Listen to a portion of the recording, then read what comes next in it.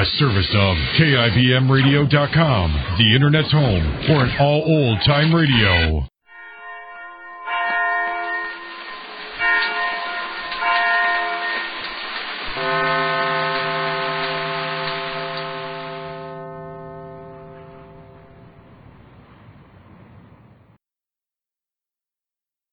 And now, Backstage Wife, the story of Mary Noble and what it means to be the wife of a famous star. Larry Noble is in Hollywood making a picture for two reasons. Because he believes that Mary wants him as far away as possible and blames him in her heart for the acid burns inflicted when she exposed Claudia Vincent as the real murderer of Oliver Wilson. And because this is the quickest way to make enough money to pay up his financial obligations. Although Larry doesn't blame his wife for feeling as he believes she does, he's nevertheless hurt and resentful over the anonymous letter he received in Hollywood stating that Mary was having him watched by detectives in order to get evidence for a divorce. Right now, Larry is on his way to see Tom Bryson, playwright and close personal friend. As he arrives at Tom Bryson's hotel suite, we hear... Putting detectives on my trail. Having me shadowed as though I were the lowest kind of worm who couldn't be trusted out of sight. If Mary wants a divorce, why didn't she tell me before I left? Or even write to me herself? Oh, hello, Larry. Come in. Well, you got here just in time. You leaving so soon? Oh, it doesn't seem soon to me, Larry, after being strapped up in a plaster cast all this time. Come on in while I finish packing. When are you taking off for New York, Tom? Oh, on the late plane tonight. Thank goodness. Yeah, I've been wanting to get back east for months now. Got a new play roughed out, and I expect to work on it as soon as I get back in the big town. Oh, sit down, Larry. Don't let the chaos in this place get you down. Go right ahead with your packing. Can I give you a lift with anything? Well, you might mix a couple of drinks, old man. I could use a little something right about now. Fixings are all set up, aren't they? Oh, fine. I guess I ought to drink to your good luck in getting back home. Sure, yeah. New York will look very good to me. Well, not that I haven't been treated royally out here in Hollywood, but, well, I'm anxious to get back to work on my new play.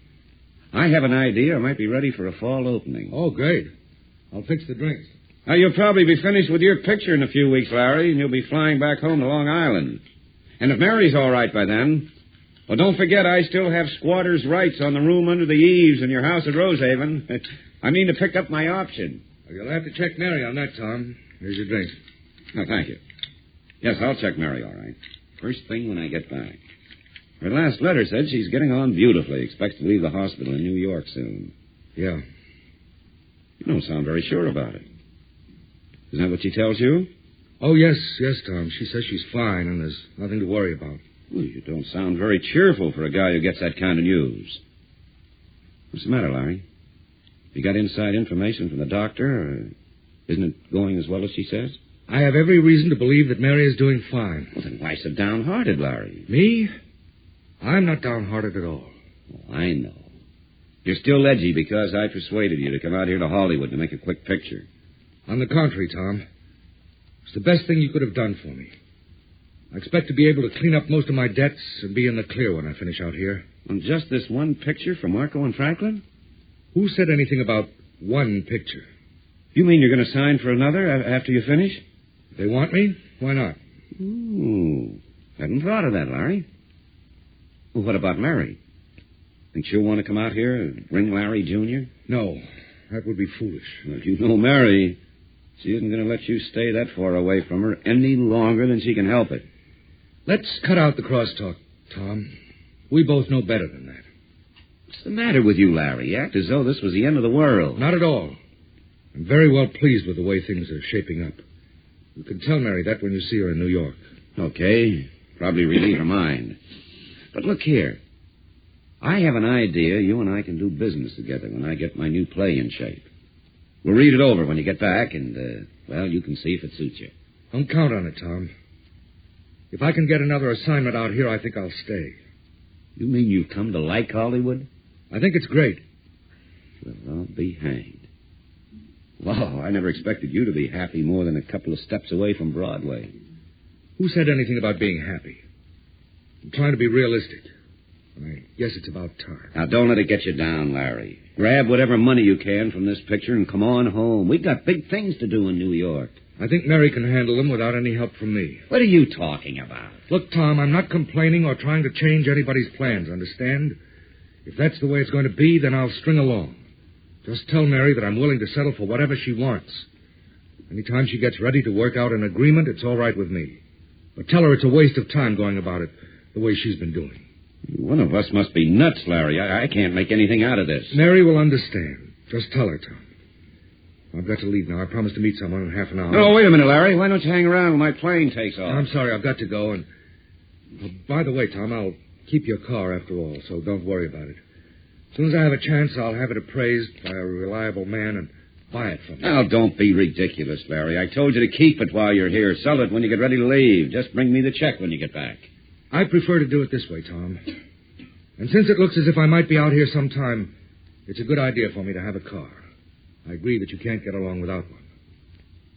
Well, have a good trip back to New York, Tom, and lots of luck to you. Don't forget to give my message to Mary. Tell her it's a waste of money to keep on this way. Oh, wait a minute, Larry. Don't be in such a hurry. I'm sorry, Tom. I'm late now. Let me hear from you once in a while. So long. Tom Bryson stands silently watching his friend Larry Noble leave, wondering what his bitter words could mean. And at the same time in New York, Mary Noble is packing her things in the hospital room where she's been staying for many weeks. As she looks around the room to make sure nothing's been overlooked, her door opens and her nurse, Miss Clark, enters, saying, "Oh, Mrs. Noble, hadn't you better let me attend to all that? I don't think you ought to tire yourself at a time like this." "Oh, thanks just the same, Miss Clark. But I'm not in the least tired. In fact, I feel so wonderful today, I could almost walk on air." Dr. Allen has warned you against overdoing, Mrs. Noble. You don't want to take the risk of any setback. I won't take any unnecessary risks, Miss Clark. You can be absolutely sure of that. Well, it seems to me... I'm well aware of my luck in recovering from those acid burns without any scars. I'll take every precaution from now on. I'm sure I hope so, Mrs. Noble. We've all hoped for so much for you, and now that your recovery's been so good, it does seem a pity to tire yourself and take chances. Who said I was going to take any chances? That's because I want to fly out to Hollywood to join my husband. Why, those planes are so comfortable, I expect to sleep most of the way out. It's what you'll do when you get there that worries me, Mrs. Noble. Oh, I'll have so much time to myself, so much time to rest and relax, with my husband working hard making a picture. You don't realize how they work, Miss Clark. From early in the morning to late at night. And when they leave the set, they're dog-tired. Well, in that case, I should think it would be wiser to postpone your visit until after Mr. Noble is finished out there. If you could just take a week or two off and go somewhere to really recuperate. And where would you suggest, Miss Clark? Well, of course, it's up to you, but if I were in your place, I'd never turn down such a wonderful chance for a perfect vacation, such as Mr. Rupert Barlow's offered on his beautiful yacht. The very thought of cruising through those southern waters makes me feel all glowing inside. Oh, then it's a shame for you to miss your chance for this cruise. I'll never be invited on a trip like that. Never again. You can't be sure of that. Oh, I know. To think that I might have heard the waves lap against the side of the ship and seen the stars overhead as we glide through the water. I had no idea you wanted so much to go, Miss Clark. I thought you were so romantic about the idea. There's a lot of things about me, Mrs. Noble, people don't know. Just because I don't talk about myself all the time, still I'm sorry to be the cause of disappointing you, after all you've done for me. But I hope you understand that I must get out to the coast to be with my husband, just as soon as I possibly can. I've never been separated from him this long since we were married. Well, I only hope your husband appreciates what you're doing for him, Mrs. Noble, and what you're giving up for his sake. I'm sure he will. Larry must be very lonely these days. Lonely? I fancy he's keeping himself occupied from what I hear. What do you mean by that, Miss Clark? Oh, nothing at all, Mrs. Noble, not a thing. But do try to consider it carefully before you take any serious steps. And if you should reconsider that wonderful Mr. Barlow's invitation, well, you know where to reach me. I I always think it's a pity to waste one's golden opportunities or to throw them away for someone who doesn't deserve the sacrifice. But, of course, it isn't up to me to say, Mrs. Noble. Now, if you'll excuse me, I'll see that everything's ready outside so that when Mr. Barlow comes to get you, he won't have to wait. Mary Noble watches the nurse leave the room with a look of surprise mixed with amusement, for she believes implicitly that her unannounced arrival in Hollywood to visit her husband Larry will be most welcome. Be sure to be listening tomorrow to Backstage Wife, the story of Mary Noble and her husband Larry Noble, famous Broadway star.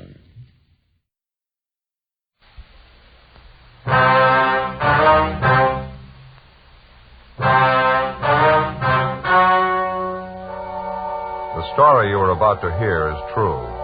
The names have been changed to protect the innocent. Fatima Cigarettes.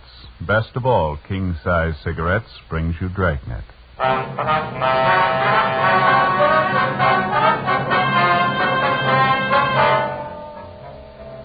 You're a detective sergeant. You're assigned to homicide detail. An unidentified woman is found murdered in a hotel room. Cause of death, strangulation. There's no lead to the identity of the killer. Your job, find him. The latest Fatima sales report shows thousands and thousands of king-size cigarette smokers are switching to Fatima. For the month of October, coast-to-coast actual figures show Fatima sales are up 110%, or more than double. Fatima, best of all king-size cigarettes. Definitely the best quality in its class, but the same price as the cigarette you're now smoking. Remember, thousands of Americans are switching to extra-mild Fatima. Next time, insist on the best, king-size Fatima, in the distinctive golden yellow package.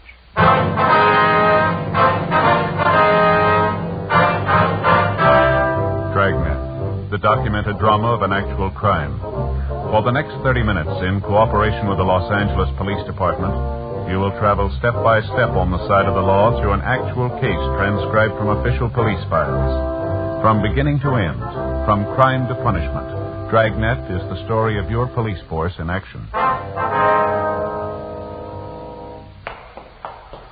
It was Tuesday, October 27th. It was cold in Los Angeles. We were working the day watch out of homicide. My partner's Ben Romero. The boss is Thad Brown, chief of detectives. My name's Friday.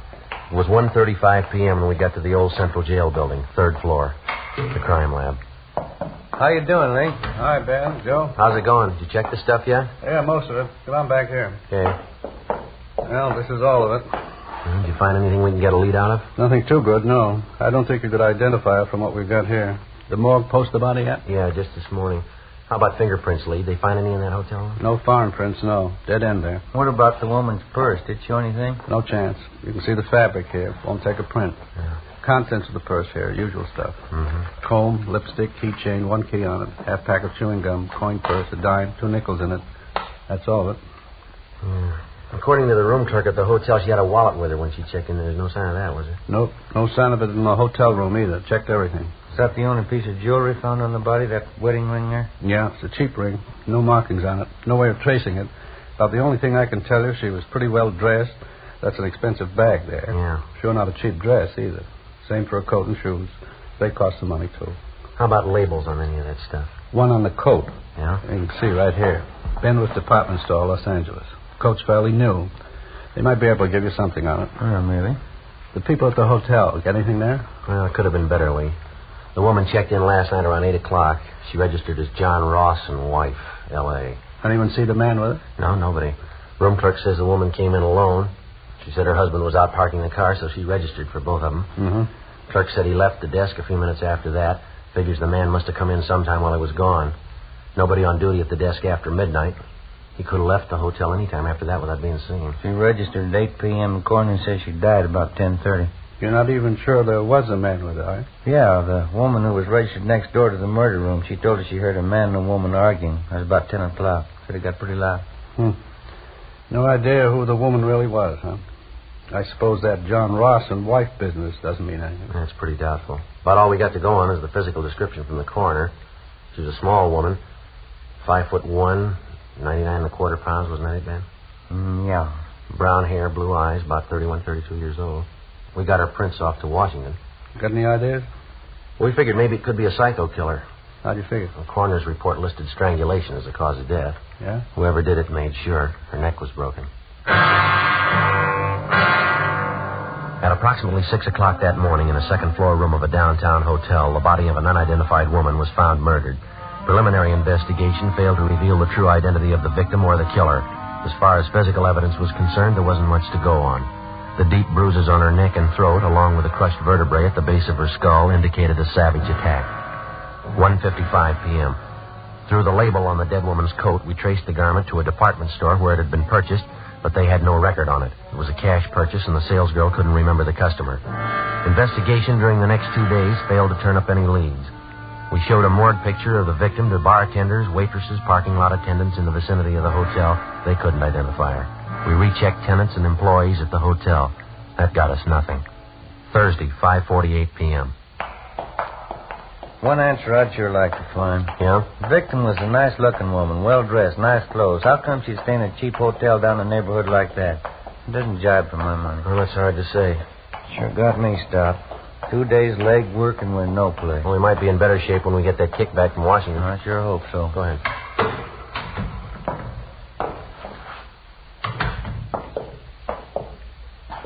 Hey, excuse me? Well, yes, sir. Can we help you?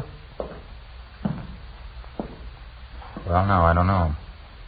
Guess it all depends. I'm waiting for a couple of detectives here. Who is it you wanted to see? A couple of detectives. Well, who are they? Well, it's pretty confidential, you know. I have to talk to them.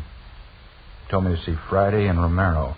Ben Friday and Joe Romero, detectives handling the case. Yes, sir. I'm Joe Friday. This is my partner, Ben Romero. We're handling the case. What do you want to see us about?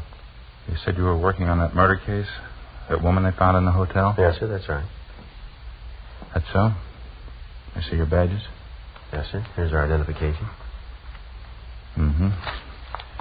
Read about that murder in the paper, you know. You better come over here. Yeah. You're going to thank me for this. I got all you want to know about that murder. You mind telling us your name, sir? I don't mind. Al P. Morgan. I was a good friend of hers, you know. Used to work with her. You mean the dead woman? It's the same one. I never forget her face, Maud McLeod. Saw that picture in the paper, and I said to myself, there's old Maud. You're pretty sure of that, are you, Mr. Morgan? Sure, I'm sure. Maud McLeod. Used to work together in the circus. Maud was a bareback girl, you know, best in the country, real trooper. What makes you so sure it's the same woman, Mr. Morgan? When was the last time you saw this friend of yours, this Maud McLeod? Well, I used to see her all the time. Worked the old Cells photo together. Got a photo of her. Do you mind if we take a look at it, sir? That's why I came down here. I want to help out. She's got to be identified. Well, let's see. Got it here somewhere. It's old Maud in a circus costume. Yeah, here it is. Take a look at that.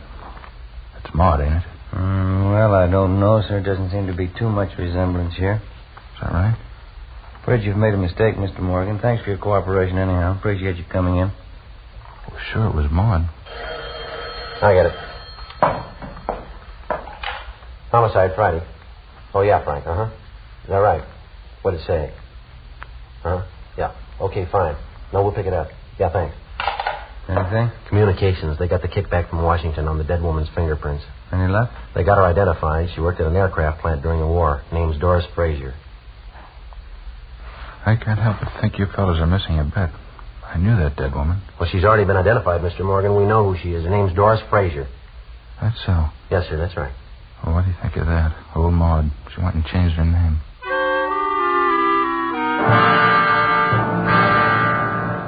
Thursday, 6:35 p.m. Ben and I went down the hall to communications and got a copy of the kickback from Washington. The murder victim was identified as Doris Eileen Frazier.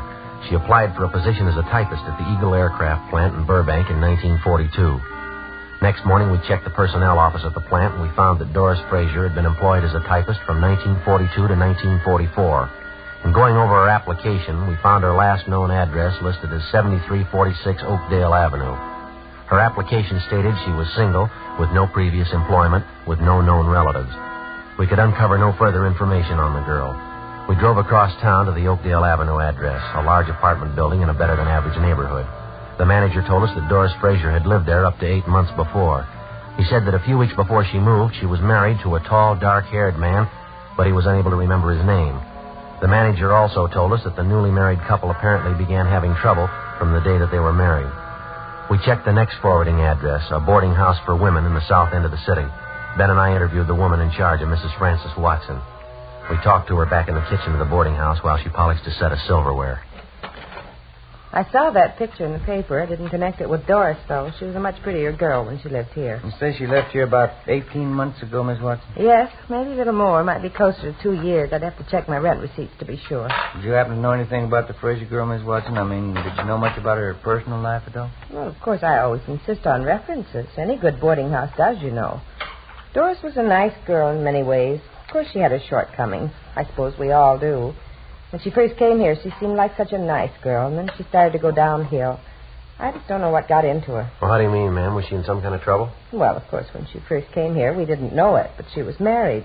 This is a home for single girls, and we have our rules and regulations just like any other respectable place. Yes, ma'am, we understand.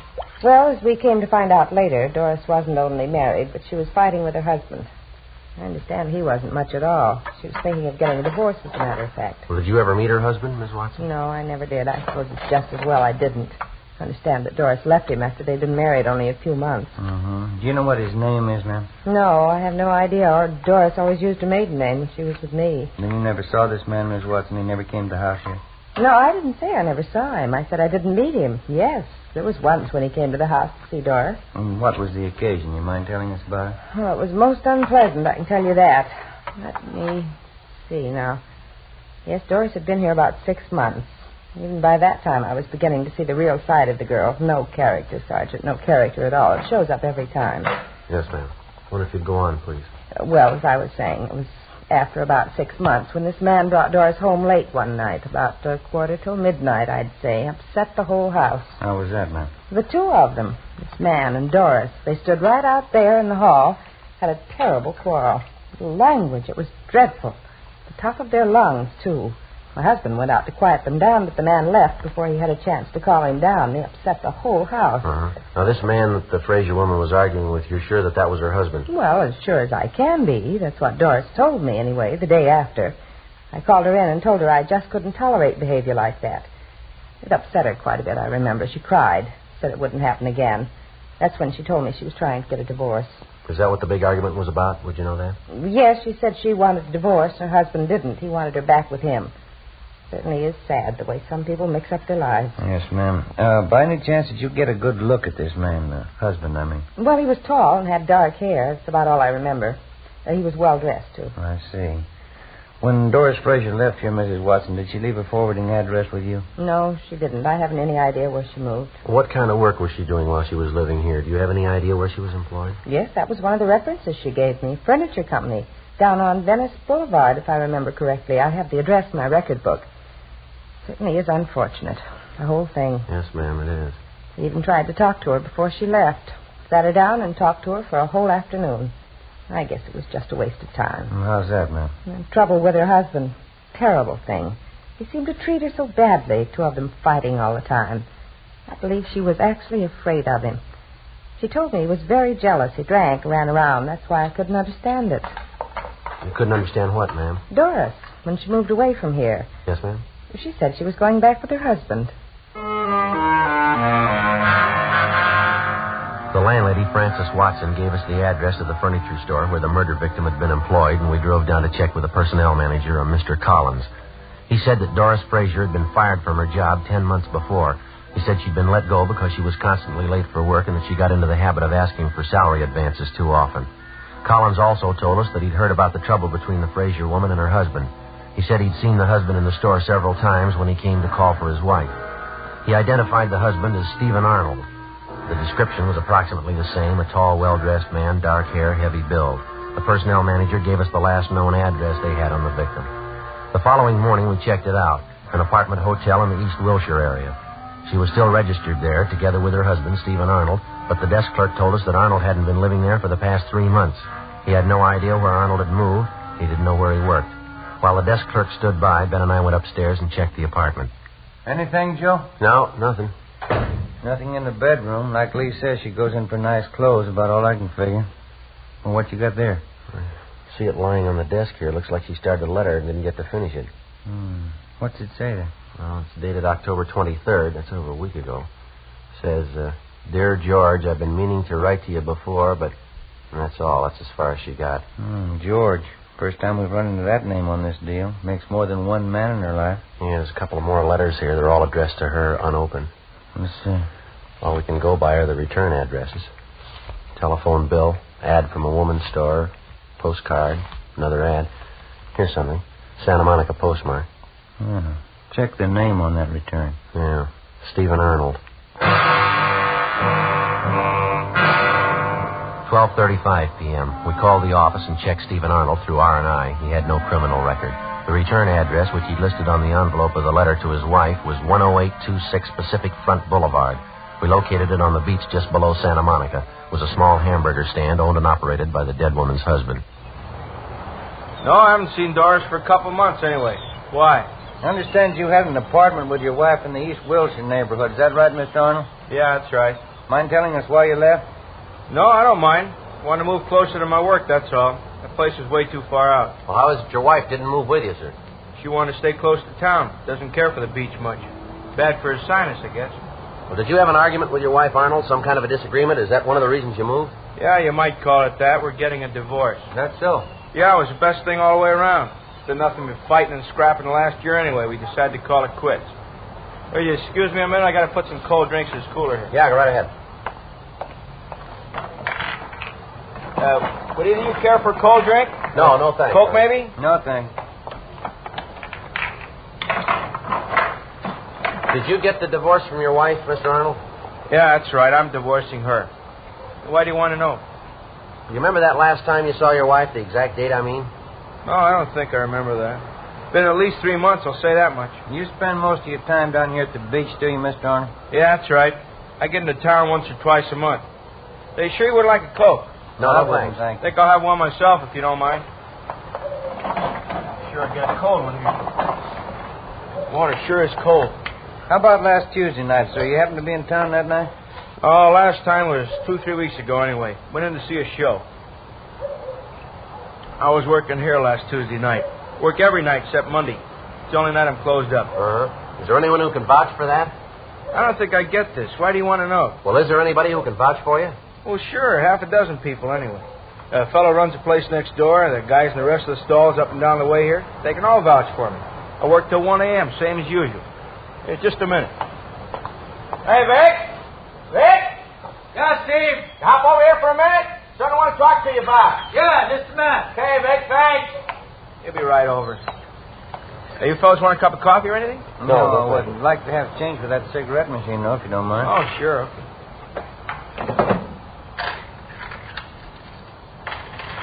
There you are. Oh, thanks. Yes, Steve? Hey, these fellas are detectives, Vic. Guess about some kind of jam my wife got into. They want to know where I was last Tuesday night. Yeah? They want somebody to vouch for me. Sure. Did you see Mr. Arnold last Tuesday night? I was working next door. Steve was here all night.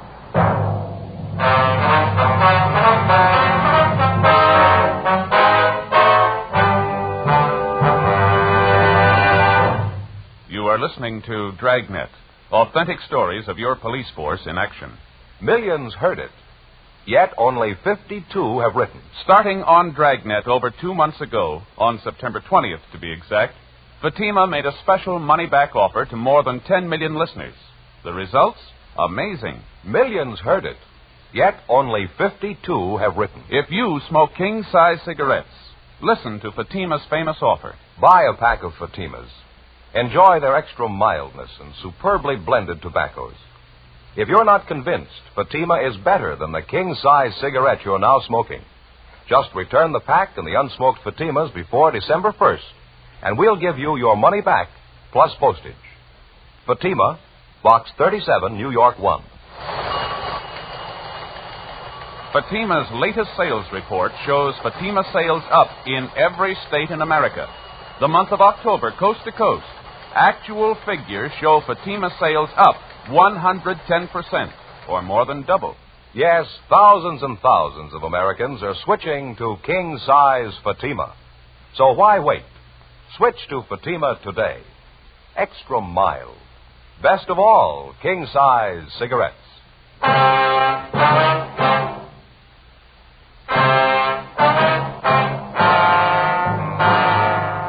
Saturday, October 31st, 2 p.m. Ben and I checked with a dozen different concession operators in the neighborhood of Stephen Arnold's eating place. They all corroborated the fact that on the night his wife had met her death in a downtown hotel, Arnold had been working at his stand until 1 a.m. Despite all the previous indications that he might have been responsible for the murder of his wife, we had to eliminate him as a possible suspect. 2:20 p.m. On the way back into town, we stopped by the apartment hotel where Doris Fraser was living at the time of her murder. After checking further with the tenants and with the help in the building, we found out that the victim had been in the habit of eating most of her meals at restaurants in the immediate neighborhood. After some 2 hours of checking and running into 6 restaurants, we found a small coffee shop 4 blocks from the apartment building where one of the waitresses identified Doris Fraser's picture. Yeah, that's her, officer. Terrible picture, though. She looks so much older. About how often would you say Miss Fraser came in here, ma'am? Well, 3 or 4 times a week, I'd say. The bus stop's right out there on the corner. She'd usually have breakfast and grab the bus and go to work. Some nights coming home from work, she'd stop in here for dinner. Nice girl, quiet. Did you get to know her at all, miss? I mean, did you happen to know any of her friends here in the neighborhood? No, as I say, she was a quiet person, not very talkative. Usually read while she was eating, a book or magazine. Uh-huh. Did she ever come in here with anyone else? Do you know that? Yeah, quite a few times. She seemed to have a boyfriend. Of course, she was attractive, small, you know, but real cute looking. Uh-huh. Do you happen to know any of these men? No, I'm sorry, I don't. Any one of them in particular she came in with very often? Well, let's see. I think there was one, blonde, good dresser, kind of tall, good looking. They usually came in together for breakfast. How long ago was this, miss? Do you recall? Oh, say up until a couple of weeks ago. I usually waited on him in the morning. That's how I happen to remember. I see. Did you ever happen to hear this man's name? Let me see. George, I think that was it, yeah. Uh-huh. Would you happen to know if he lives in the neighborhood? No, sorry, I don't. Has this man been in here during the past week, do you know? Yes, he has. He came in for breakfast. What day was that? This morning. Before we left the coffee shop, we questioned the cashier who came up with the information that the man known as George usually left his car parked at the service station across the street. We left our card and asked the cashier to call us in case the suspect returned. At the service station, they also remembered the man known as George, but they told us he hadn't been in for the past month. They'd done some work on his car for him in the past, so they had a record of his license number. We called our DMV and found that the car was registered to a Carl Lucy in East Hollywood. 4:45 p.m. We drove out and interviewed Lucy at his home, but he came nowhere near the description of the suspect. He told us that he had purchased the car 6 weeks before from a man known as George Crane. He described Crane as tall, blonde, and well-dressed. From the bill of sale, we got Crane's address, a motel on East Manchester. The manager there told us that George Crane had moved a week before. He said that Crane had left no forwarding address, but he did remember where he worked. He was a driller in one of the oil fields down in Long Beach. We checked the oil company's personnel office downtown, but they were closed for the day. 6:18 p.m. We went back to the office and pulled the package on George Crane from R&I. Get anything on him? Yeah, he's got a record. Here's the package here. Yeah. Nothing very heavy. Drunk charge 2 years ago. Another one last year. Disorderly conduct. Resisting arrest. That's about all. Let's see. Yeah, description checks out all the way. You called the night office of that oil company, did you? Yeah, they couldn't tell us anything. Said call back first thing in the morning.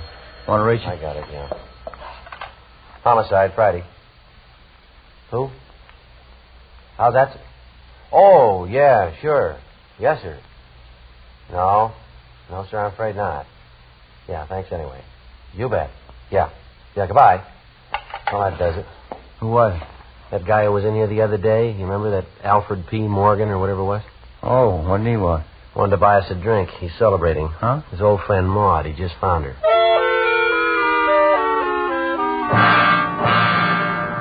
8 a.m. the next morning, we checked with the personnel department of the oil company's downtown offices. They told us that George Crane was employed as a driller, that he'd been working for the company for the past 5 years, and that he had a good employment record.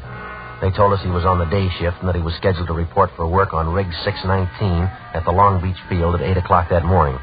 Ben and I got in the car, drove down to Long Beach, where we located the murder suspect, George Crane, at work in the field. Doris Fraser? No, I'm sorry, Sergeant. I don't think I know anybody by that name. How about Doris Arnold, Mr. Crane? Would you know anybody by that name? Arnold? No, I'm afraid not. What's it all about? You own a car, do you, sir? Yeah, that's it right over there, that dark sedan. Yeah. Have you had it long? Oh, I've had it a couple of weeks. Last one I had was giving me a lot of trouble. Did you trade it in? No, I sold it to a private party. Fell out in Hollywood. You mind taking a look at this picture, Mr. Crane? Yeah. Doesn't look like anybody I know. Why, am I supposed to? We think you should, yes, sir. I don't think I follow you. Do you spend any time around the East Wilshire district, Klein? East Wilshire, you said? Yeah. No, I've probably been over there a couple of times. Not lately, though. How about the coffee shop on the corner of Gramercy and Marengo? You ever been in there? Not that I remember, no. Well, a waitress in that coffee shop and a cashier, too. They say they've got a pretty regular customer. He fits your description exactly. You sure you've never been in there? Well, I'm not positive. I wouldn't swear I've never been in the place. What's the difference, anyway? Well, how about that service station across the street from the coffee shop? You ever parked your car there? They ever do any work on it for you? Oh, say, I bet I know the place you're talking about. Yeah, I've been there quite a few times. Good station. They've done some good jobs on the car for me. I remember it now. Well, then I guess you remember the coffee shop. Crane? Yeah, I think I do now. Right across the street from the station, that is? Yeah, that's right. Well, what do you want to know about it? When's the last time you were in there, Crane? Well, tell you the truth, I couldn't be sure. Well, we talked to a waitress in there yesterday. She said you were in that morning for breakfast. Do you remember that? She's way off the track on that one, I can tell you that. I wasn't near the place yesterday morning. Well, the cashier remembers you, too. She says you were in. How about it, Crane? Look, what difference does it make? What's this thing all about, anyway? You want to take another look at this picture? Well, I told you once, I don't know the woman. I never saw her before in my life. Why don't you give it some thought? Huh? I said, why don't you give it some thought? You remembered East Wilshire. You remembered the service station. You finally remembered the coffee shop. Maybe you can remember her if you try. I tell you, I don't know her. I never saw her in my... Look, let's go in the shed where we can hear each other, huh? All right.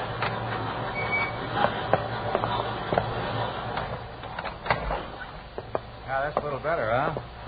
The waitress in the place says you were in there quite a few times with a woman. You usually came in for breakfast. You stopped going there about 2 weeks ago. I don't know her. What's the matter, Klein? You figure you got something to hide?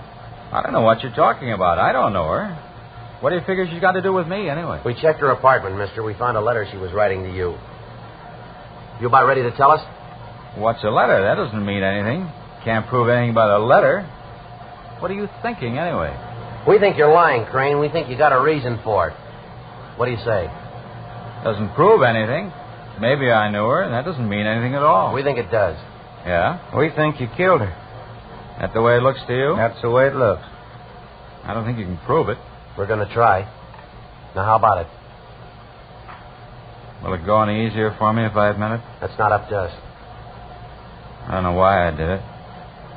What am I going to give for a reason? I don't know why I killed her. I wouldn't know, Crane. Didn't really have any reason.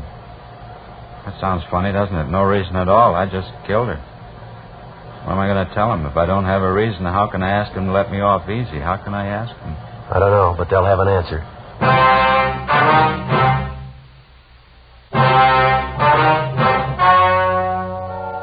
The story you have just heard was true. The names were changed to protect the innocent. On February 8th, trial was held in Superior Court, Department 92, City and County of Los Angeles, State of California. In a moment, the results of that trial. And now, here is our star, Jack Webb. Thank you. Friends, all of us on Dragnet sincerely hope that all of you enjoyed a happy Thanksgiving. And now, for a moment, we'd like to look ahead, pass along a gift suggestion for the coming holidays. Your neighborhood dealer now has Fatimas in colorful, smart Christmas wrappers. You'll find they make a perfect gift. Fatima's extra mildness and better flavor, Fatima quality, is bound to please every king-size cigarette smoker. Remember, this holiday season, give your friends Fatima in the distinctive new Christmas carton. Fatima, best of all king-size cigarettes.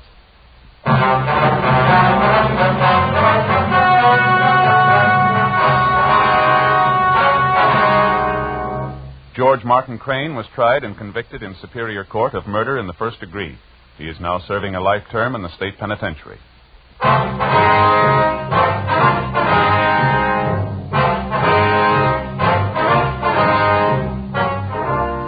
You have just heard Dragnet, a series of authentic cases from official files. Technical advice comes from the Office of Chief of Police W.H. Parker, Los Angeles Police Department.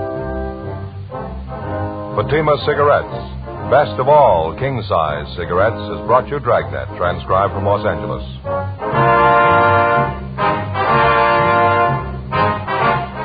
Next, Counter Spy fights international intrigue. Stay tuned to NBC.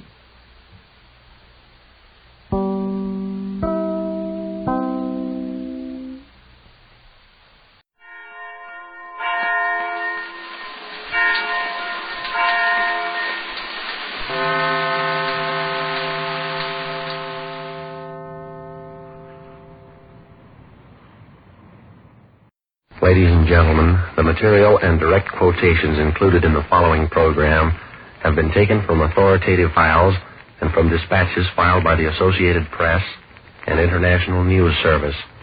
We present these statements without editorial comment. We assume no responsibility for their content. The American Broadcasting Company presents 1 out of 7.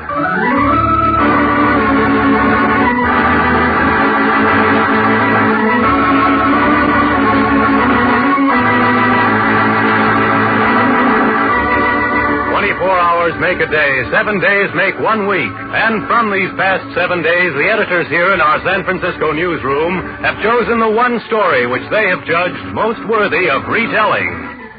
This is 1 out of 7.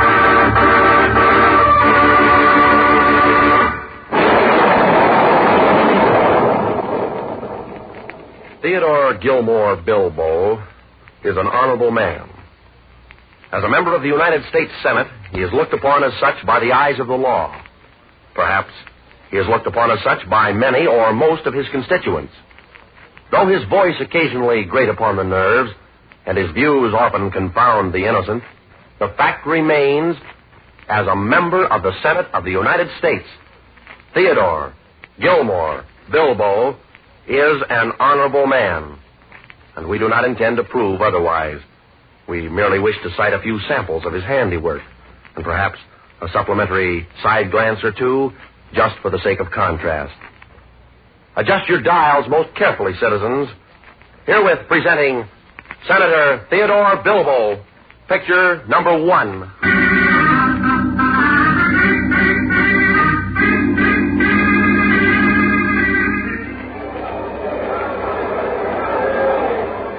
Scene: the chamber of the Mississippi State Legislature. Time, March 23rd, 1944. The Speaker.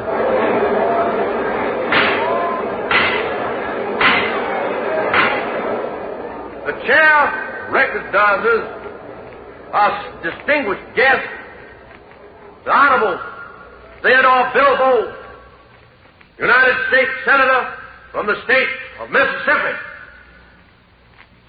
Gentlemen, at this moment, I cannot urge you too strongly to continue the valiant fight to uphold our racial integrity. We must renew our faith and allegiance to the color line. For your information, I have found that certain Negro organizations are determined to secure passage of anti-poll tax measures. It's their first wedge toward the fulfillment of a dastardly equality program which Negro leaders have launched throughout the South and throughout the nation. That equality they must not and will not attain.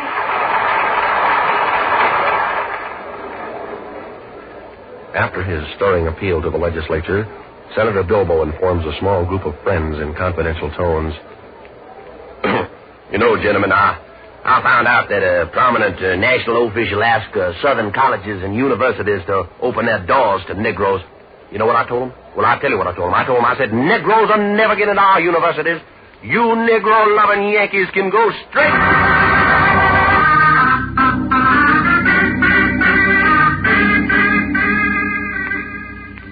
As a member of the Senate of the United States, Theodore Bilbo is an honorable man. We do not intend to prove otherwise. Here is picture number 2.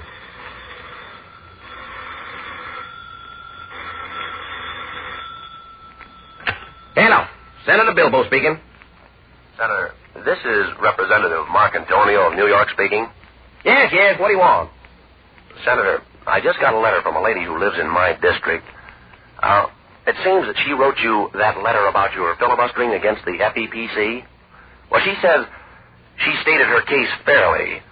And she also says that as a reply, you wrote her one of the dirtiest letters possible. Well, yes, I think I did.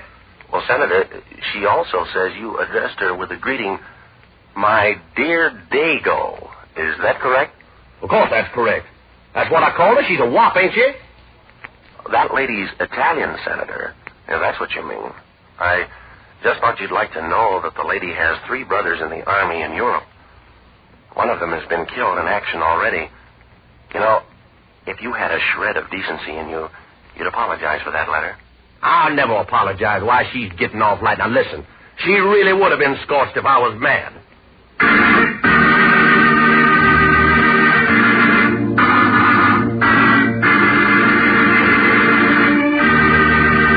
Theodore Bilbo is an honorable man.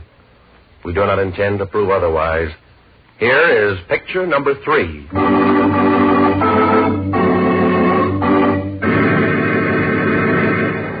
Scene, the chamber of the United States Senate. Time, the 30th of June, 1945.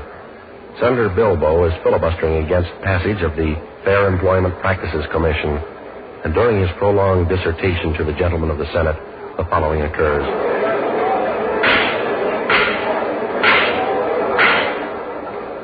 The senator from Mississippi may continue. Thank you. Gentlemen, I have been hearing much talk about the supposed bravery of our Negro soldiers. I have it on good authority and from some of the highest-ranking generals in our army that our Negro troops overseas are an utter and abysmal failure. They're just no good. And as for giving them a vote, why, they'd only sell their votes to the highest bidder anyway, so why give it to them in the first place?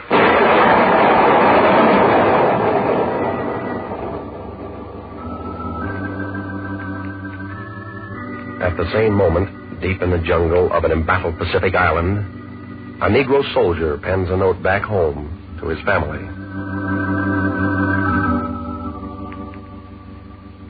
And maybe this works pretty hard, Margaret, but it's a job that you just have to do.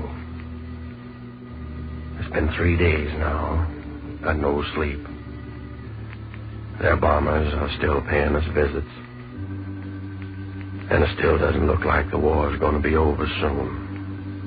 But we have to keep on. Just keep on. I know. I just know everything's going to turn out all right. And when we finally get back, the folks will realize what we've done. And I'll bet they look at us differently. You know, for the first time, they'll see that bullets can kill anybody. They'll see, black or white, when blood runs out on the ground, it's all the same color.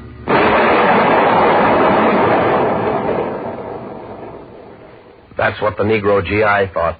But back in the chamber of the United States Senate, Theodore Bilbo thought differently. I have it on good authority and from some of the highest-ranking generals in our army that our Negro troops overseas are an utter and abysmal failure. When Senator Bilbo made that statement, he was standing under the roof of the United States Senate. It is very safe in the United States Senate. A bomb hasn't fallen there for quite some time.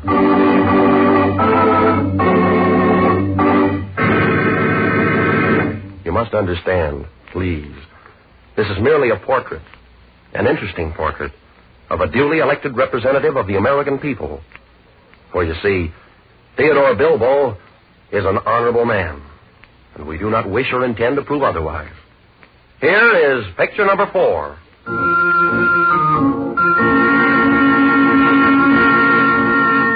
Though the senator has firm convictions on certain subjects, there is seen a mounting tide of sentiment equally firm, equally convinced that the senator errs.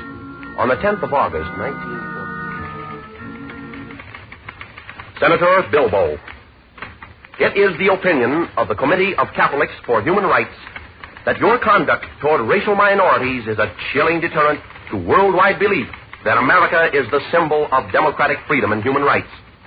In a recent statement to the press, you attacked the Jewish people of the United States on the grounds that their race had damned and crucified Christ. You used this highly metaphysical argument to damn, vilify, besmirch, and otherwise persecute the Jewish people in America to further your own political ends.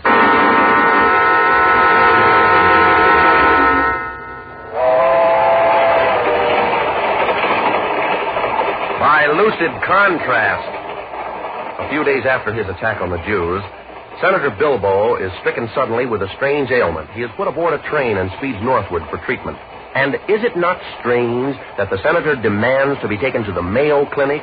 Is it not strange when you consider that the Mayo Clinic was founded and operated by the Mayo brothers, two members of the Jewish race professing the Jewish faith?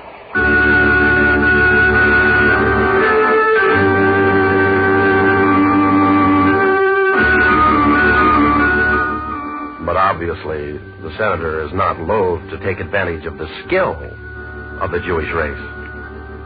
In the end, the senator's critical operation is a success, and in a few weeks he returns to the floor of the Senate with another plan for the American Negroes.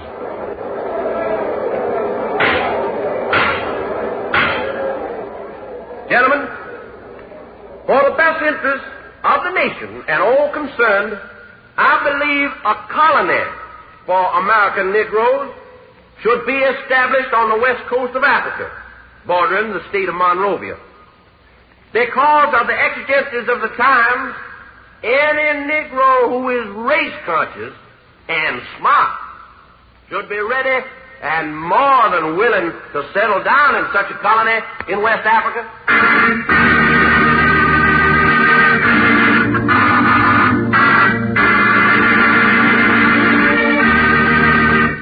The very same day in the halls of the Senate, hallowed by the figures of men the likes of Lincoln and Jefferson, Theodore Bilbo, as a representative of the American people, had this to say. I cannot vote for the appointment of Mrs. Franklin Roosevelt as delegate to the United Nations Organization for the United States. No. She is a woman who has professed friendship for the Negro elements in America. She has no place representing us abroad.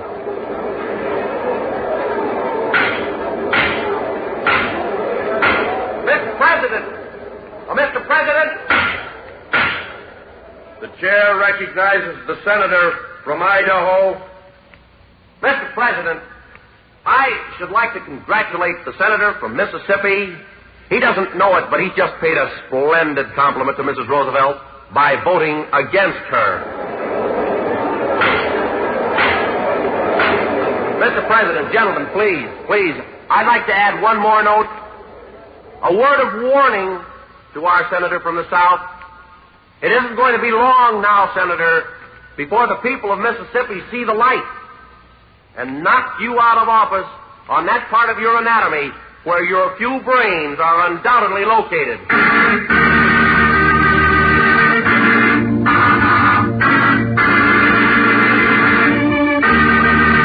You must understand, please, this was merely a portrait, an interesting portrait of a representative of the American people. For, after all, Senator Theodore Gilmore Bilbo is an honorable man. He is looked upon as such by the eyes of the law. He is an honorable man. We did not intend to prove otherwise.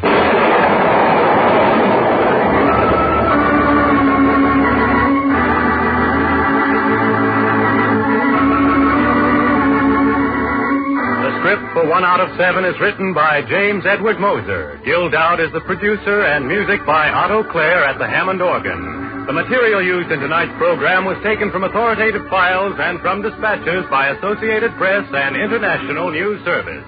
Listen next week, same time, same station, for 1 out of 7. This is ABC, the American Broadcasting.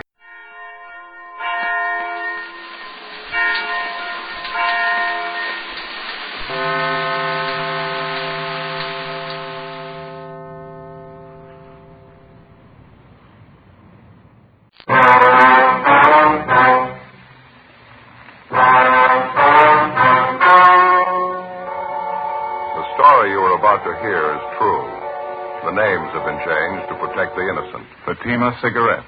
Best of all, king-size cigarettes brings you Dragnet.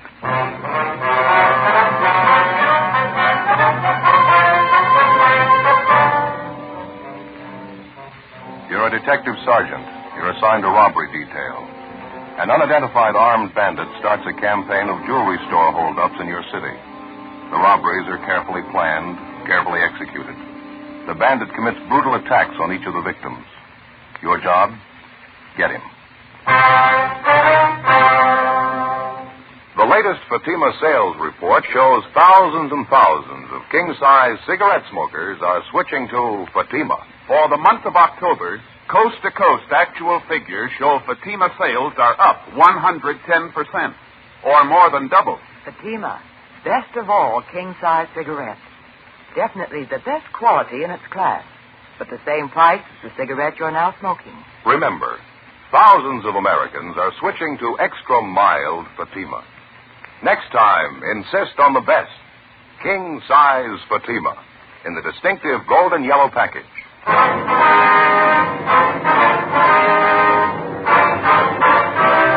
Dragnet, the documented drama of an actual crime. For the next 30 minutes, in cooperation with the Los Angeles Police Department, you will travel step by step on the side of the law through an actual case transcribed from official police files. From beginning to end, from crime to punishment, Dragnet is the story of your police force in action. It was Wednesday, March 10th. It was cold in Los Angeles. We were working the day watch out of robbery detail. My partner's Ben Romero. The boss is Captain Didion. My name's Friday. It was 3:28 p.m. when I got to room 27A. Robbery detail. Joe? Yeah, Ben. Joe, this is Mr. and Mrs. Gordon. Folks would like to have you meet my partner, Sergeant Friday. How do you do? Glad to know you. How are you, Sergeant? Mrs. Gordon, are you feeling any better now? Qu'est-ce qu'il a dit, Robert? Il veut savoir comment tu te sens. Raconte-leur ce que tu sais de Val. She's a lot better now, Sergeant, thank you. My French isn't very good, but it's a lot better than her English. Cecile's only been over here a couple of weeks. I met her when I was on occupation duty over there. Army, you know. Yeah, I see. Well, we'll try not to keep you long, sir. We got a few questions about the robbery. We think your wife might be able to help us. Well, we've sure tried, Sergeant. Like to help you any way we can. And your wife was the only one in the store besides the clerk at the time of the hold-up. Like to have her tell us everything that happened, if she would, please. Okay. Qu'est-ce qui est arrivé à la bijouterie? Oh, oui, je peux leur dire, j'ai tout vu. She says she saw everything that happened, Sergeant. What would you like to know first? Well, how about the hold-up man, Mr. Gordon? Did your wife get a good look at him? Can she describe him for us? Qu'est-il? Peux-tu décrire le voleur? Oh, il portait un veston bleu. C'était un homme aux cheveux bruns, pas trop grands. Says the fellow was wearing a blue coat. He had dark hair. Wasn't a very big man. Mm-hmm. Does she have any idea about how tall he was? Cécile, de quelle taille? C'est-à-dire... Costaud. Comme ça. Il viendrait jusqu'à ton épaule. Il pesait environ 80 kilos. She can't say exactly how tall, Sergeant. Said he'd come up to about here on my shoulder, about 5'8", I guess. She thinks maybe he weighed about 170 pounds. She's not sure. Uh-huh. Would you ask her exactly what happened at the store? That is, as much as she can remember. Sure. Cécile, dis-leur exactement ce qui s'est passé. Eh bien, j'étais au comptoir quand l'homme est entré. Il est allé directement au vendeur, celui qui me servait, et il avait un revolver dans la main. Well, she says she was standing by the counter, Sergeant, when the hold-up man came in. Uh-huh. Says the fellow went over to the clerk, the man who was waiting on her. Says the fellow had a gun in his hand. Would you ask her to go on, please? Et après, Cécile? Il a forcé le vendeur à lui donner tous les bijoux et les a mis dans un sac de papier. She says the hold-up man made the clerk get up the jewelry. The guy took it and dumped it in a paper bag. Cécile, et après? Puis, sans raison, après avoir obtenu tous les bijoux, il s'est mis à battre le vendeur avec le revolver. C'était terrible, terrible. J'ai commencé à crier, puis il m'a battu. C'est tout dont je me souviens. C'était terrible. Well, after he got all this jewelry in a paper bag, the thief began beating up on the clerk. She says for no reason at all, he began slugging the clerk with a gun he was carrying. Really got nasty with him. Naturally, it scared the wife, and she let out a scream. He turned around and hit her. She says that's all she remembers. Sure like to get my hands on that lousy punk. Yeah, I understand how you feel, Mr. Gordon. Could you ask your wife if there's anything else about the hold-up man she remembers? Cécile, te rappelles-tu d'autres choses à propos de cet homme? Avait-il quelque chose d'extraordinaire? No, Robert. Well, that's about it, Sergeant. Well, how about the man's clothes? Does she remember anything else he was wearing besides that blue jacket? Et le reste de ses vêtements, à part le veston bleu, t'en rappelles-tu? Non. Je crois qu'il avait un pantalon foncé, mais je ne me rappelle pas d'autre chose. J'avais trop peur. She thinks maybe he had on dark trousers. She's not sure, though, since she was too scared to notice. Cécile, portait-il un chapeau? Oh non, il n'avait pas de chapeau. I asked her if he was wearing a hat. She said no, she's sure of that. I see. Well, is there anything else that she can remember about him? Anything at all? Y a-t-il autre chose que la police devrait savoir? Non, je leur ai tout dit. C'est tout dont je me souviens. No, you got it all, Sergeant. Well, thank you very much, Mr. Gordon, Mrs. Gordon. Je comprends pas. Je comprends pas. How's that, ma'am? Did you? Je comprends pas pourquoi un homme ferait une chose pareille. Je comprends pas. She says she can't understand how a man would do such a thing. She means how he cut up the clerk that way. Yes. Je comprends pas. So hard for her, she just can't understand. Tell her we can't either. 2 weeks before, on the 27th of April at 2:30 in the afternoon, the robbery suspect had begun his campaign of downtown jewelry store holdups. Since that time, in the same general area, he'd succeeded in committing 3 more jewel robberies and making good his escape. Each of the holdups netted him more than $3,000 in rings, diamonds, and other precious stones. From his M.O., it was obvious that he was experienced. All of the robberies were committed in broad daylight. All of them were apparently well planned. After obtaining the loot, which he dumped into an ordinary paper bag, he turned on his victims and with no provocation beat them viciously. After 2 weeks of investigation, we had yet to come up with a solid lead on either the identity of the suspect or his whereabouts. We had a fair description of the hold-up man. We had a good rundown on his method of operation, but repeated checks on possible suspects through the Record Bureau, CII in Sacramento, and through our statistician's office failed to get us anything. There were no kickbacks on our all-points bulletin. After we interviewed Mrs. Gordon, the witness to the latest jewel robbery, we were no further along than we were 2 weeks before, an M.O. and a description. Neither one of them were giving us much help. 4:05 p.m., we met with Captain Didion. How about the mug books? Any luck there? Miss Gordon's in there now, Skipper, with her husband. They're checking through them. Nothing yet. Mm-hmm. What else you got working? New run going through the stats office. Third one this week might get us something. The store manager on that job this afternoon. Did you talk to him yet? Yeah, we did. He gave us the best lead we've had so far in the thing. Looks pretty good. What's that? We had him checking the mug books, and he came up with a partial identification from one of them, San Quentin release. No. Jack Maynard. He's only been arrested once here, drunk charge. Done time up at Q for robbery before. Ben and I pulled a package on him. We figure he ought to still be serving time at Quentin. Couldn't tell from his record, though. How's that? Well, it's possible he might have been paroled the last month or so. That'd put him in line for these holdups. Mm-hmm. You check, Quentin? We got off the teletype to the warden's office late this morning, Skipper. We'll have an answer pretty soon. Best lead we've had so far. I hope it stands up. Excuse me. Robbery, Didion. Yeah? Wait on Matthews now. No, you and McCaleb stay on it. Yeah, that's right. Over the weekend, anyway. Yeah, right. Goodbye. Well, what's the answer? He's had 3 weeks. He's cleared 4 jobs, every one of them in broad daylight. More than $10,000 worth of stuff. Now, how do we reach him? How about some extra manpower, Skipper? Can we manage it? What do you got in mind? Stakeout seems to be the best angle for us with this kind of a setup. How many teams you figure it'll take? Oh, a dozen anyhow. You figure that, Joe? Yeah, just about. The thief seems to be concentrating on the downtown area. All 4 holdups were in the same general neighborhood within a 20-block radius. Mm-hmm. We can't cover all the jewelry stores with a dozen teams. It'll give us pretty good coverage, though. Sure help our chances. Mm-hmm. You checked out all the other angles, huh? Everything. Not doing us much good. Robbery, Didion. Yeah, just a minute. You, Friday. Oh, thanks. Yeah, Friday talking. Yeah, that's right. Mm-hmm. That's so. No, we'll pick it up. Thank you. This communications just got an answer on that teletype to Quentin. On Jack Maynard? What'd they say? No lead. He's still in prison. We went back and started again from the beginning. With our best lead gone, there wasn't any alternative. The following day, Thursday, March 11th, the stakeouts went into effect.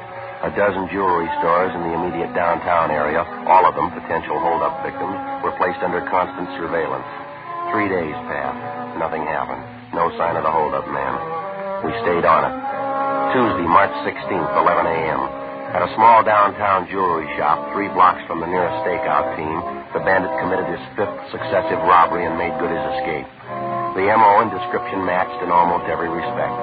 Ben and I answered the call and drove to the scene of the holdup to interview the victim, a Mr. Walter Myers. He came straight back this way, just where I'm walking. I was at the end of that counter there, just where you are. He had a brown paper bag in one hand, and it was just a couple of feet from me. He put his other hand in his coat pocket, and he came up with a gun, pointed it right at me. Store was empty at the time, sir? No customers around? Yeah, that's right. Just myself and my son-in-law, Herb, in the back room. I guess he heard this thief talking to me, and he came out to see what it was all about. That's when the fireworks started. And what happened? Well, he made Herb line up along the counter right next to me. By this time, he had all the loot he wanted in that paper bag he was carrying. Just when I thought he was going to leave, he turned around. All of a sudden, he said to Herb, "You think you're a smart guy, don't you?" Then he slugged Herb with the gun. Brought it right down on the side of his head, all his might. That's when the fight started, is that right? Just about, yeah. Herb fell down on one knee. There was a great big gash on the side of his face. Even when he was down, the thief kept slugging Herb, kept pounding him in the face with that gun. Herb wasn't doing anything. I got good and sore. What happened then? Well, I didn't care what happened. I just got sore at the lousy crook. I made a dive for him, grabbed him around the chest. Here, something like this. The two of us went down on the floor, and I wrestled him for the gun. That's when it went off. A wild shot. Plowed right into the wall over there. Herb picked himself up and piled on the guy, too.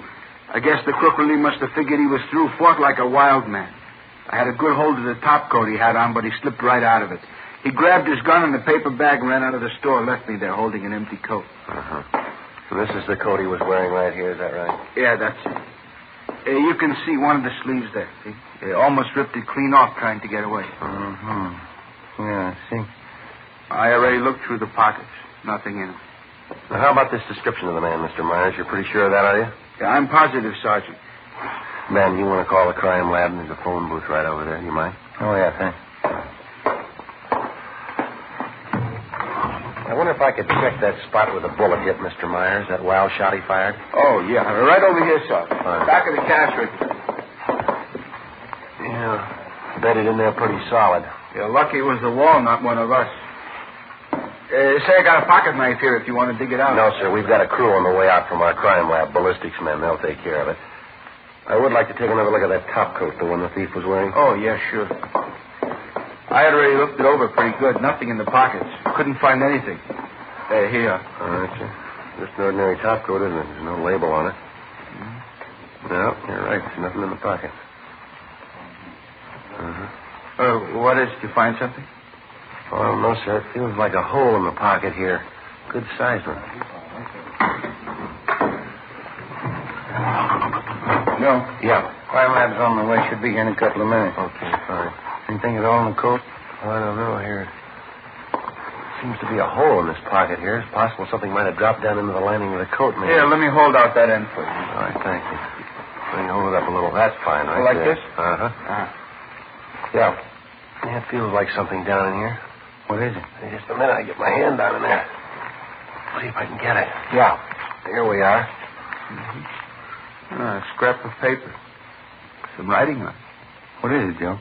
Telephone number.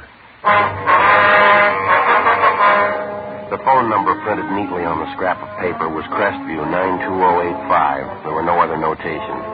We checked out the number and found that the telephone was installed at 6414 Cordova Drive in the Los Feliz district. After the crime lab crew arrived at the store, Ben and I took the bandit's top coat and drove to the address listed for the phone number, a 12-unit apartment house on the corner of Franklin Avenue and Fairfax. The number turned out to be a public phone booth located in the lobby of the apartment. The manager could tell us nothing. We began checking with the tenants on the first floor of the building. We gave them the description of the jewelry store bandit. We showed them the top coat. They failed to recognize either one. We started on the second floor at the end of the hall. The tenant was a Mrs. Iverson.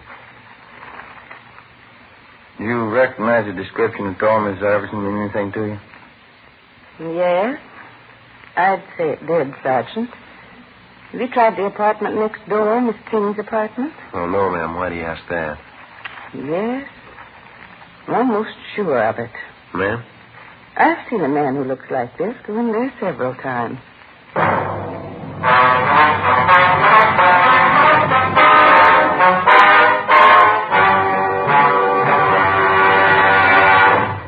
You are listening to Dragnet, authentic stories of your police force in action. Millions heard it, yet only 52 have written. Starting on Dragnet over 2 months ago, on September 20th to be exact, Fatima made a special money-back offer to more than 10 million listeners. The results? Amazing. Millions heard it, yet only 52 have written. If you smoke king-size cigarettes, Listen to Fatima's famous offer. Buy a pack of Fatimas. Enjoy their extra mildness and superbly blended tobaccos. If you're not convinced Fatima is better than the king-size cigarette you're now smoking, just return the pack and the unsmoked Fatimas before January 1st, and we'll give you your money back plus postage. Fatima, Box 37, New York 1. Fatima's latest sales report shows Fatima sales up in every state in America. The month of October, coast to coast. Actual figures show Fatima sales up 110%, or more than double. Yes, thousands and thousands of Americans are switching to king-size Fatima. So why wait? Switch to Fatima today. Extra mild. Best of all, king-size cigarettes.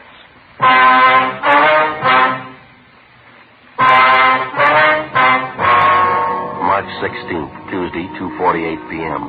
Ben and I went next door to the apartment where a man answering the description of the jewelry store bandit reportedly had been seen several times. We rang, but there was no answer. We went back and checked with the manager of the building, who told us that the apartment was registered to a Miss Lenore King. He told us that as far as he knew, Miss King worked during the day and that she usually returned to her apartment between 7 and 8 o'clock at night.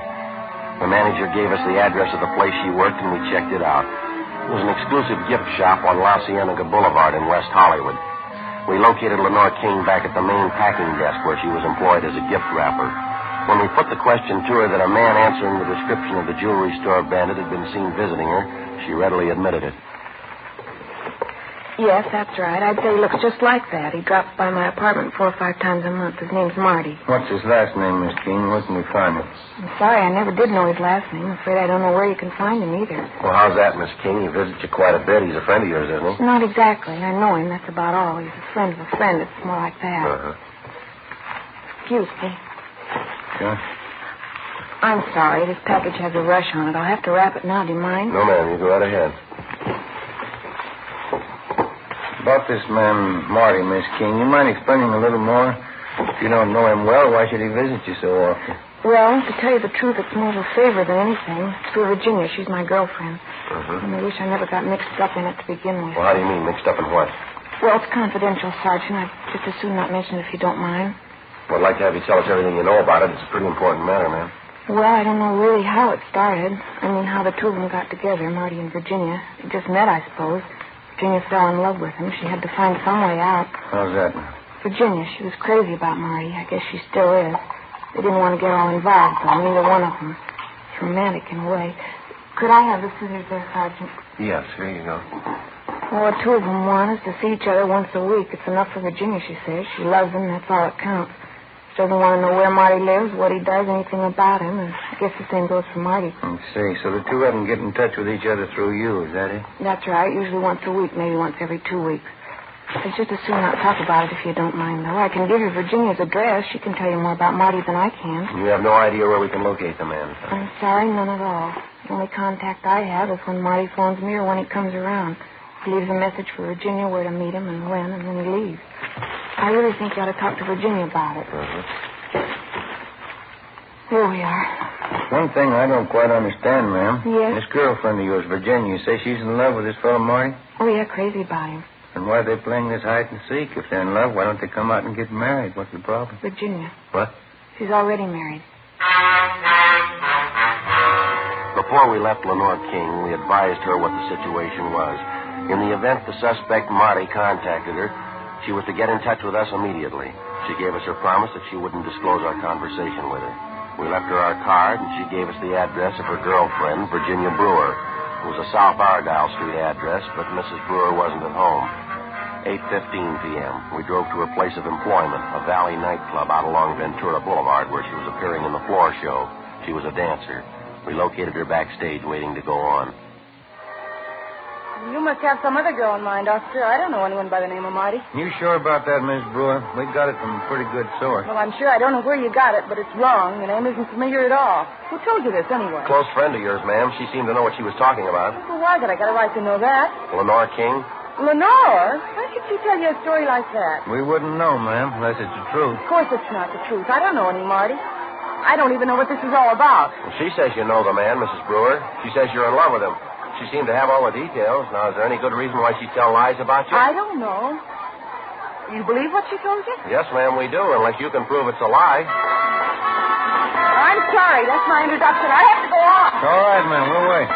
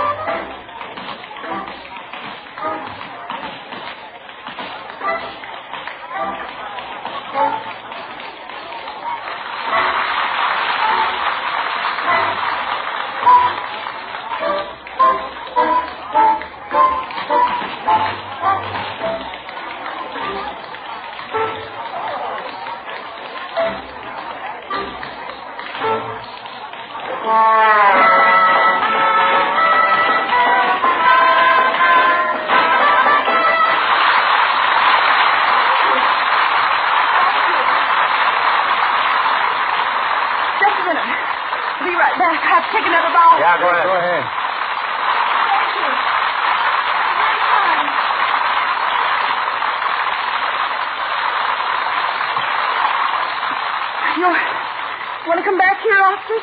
Dressing room? We can talk there. All right, fine. In here. Thank you. Well, I suppose there isn't any point in trying to cover it over. Only one thing I'd like to ask you. Yes, ma'am? My husband doesn't have to know, does he? I mean, whatever there is to this. You don't have to tell the papers, do you? You can keep it quiet. Well, whatever you tell us will be strictly confidential, ma'am. All right. I know Marty. I've known him for 6 months. Lenore wasn't lying. I'm in love with him. Well, we're not prying into your personal life, Miss Brewer. We just like to locate this man, Marty, that's all. It's pretty important to us. Why is it important? Why do you want him? Robbery investigation, ma'am. We'd like to get hold of him for an interview. Robbery? Think Marty's done something? Is that why you want him? We're not sure. Do you have any idea where we can find him? No, no more than Lenore. I guess she told you about it. I mean, Marty and I, how it's been. You have no idea where he stays, where he works? No, I don't. It's been that way from the beginning. Lenore knows as much about that as I do. Only one way I can get in touch with him, that's when he leaves a message at Lenore's, or I'll leave a message. When we first met, Marty and I, that's the way we both wanted it. He didn't want to get all involved. Because of my husband. I didn't either. Have you seen this Marty lately, Miss Brewer? Yes, about 10 days ago. You expect to see him again soon?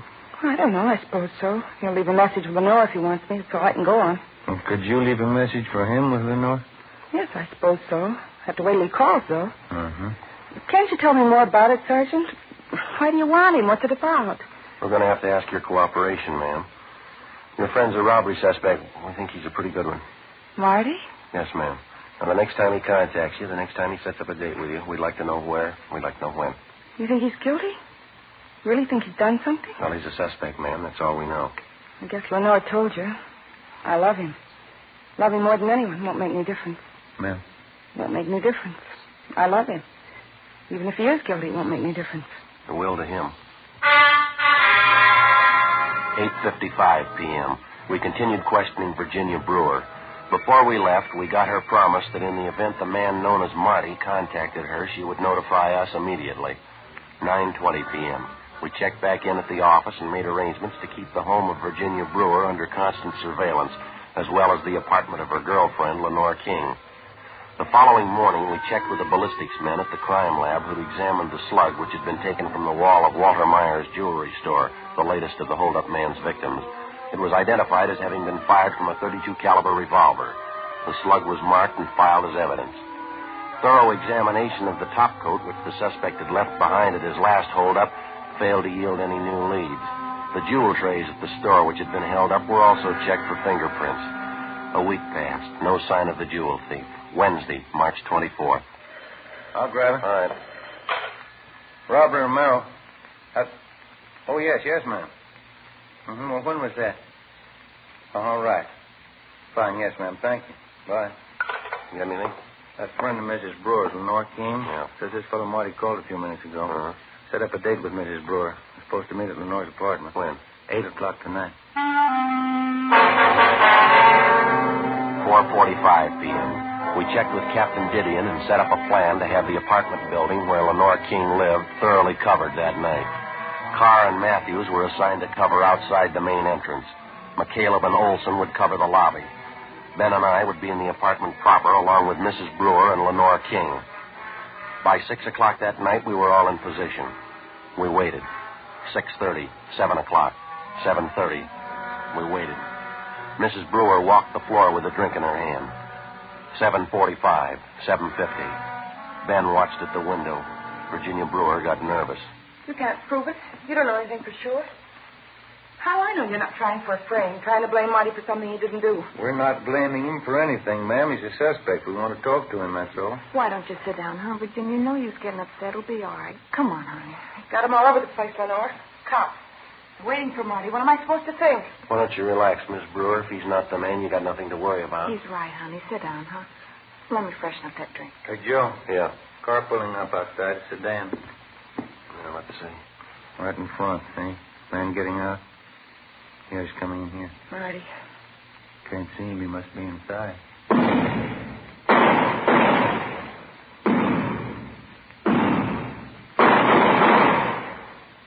Marty. Marty. Why didn't he tell me? You want to hop downstairs, Ben, see what happened, huh? You're all right. It'll be all right, honey. Take it easy. It'll be all right. I didn't know. I didn't know. Sergeant, why did you do it? Do what, ma'am? Marty. I didn't know about it. We didn't know anything about each other, and this has to happen. Why didn't he tell me? I wouldn't know. I love him. The rest I don't know, but I love him. If he was in trouble, he could have told me. If he loved me, he would have told me. He would have told me everything. Well, I guess maybe you got the answer. What? He didn't love you.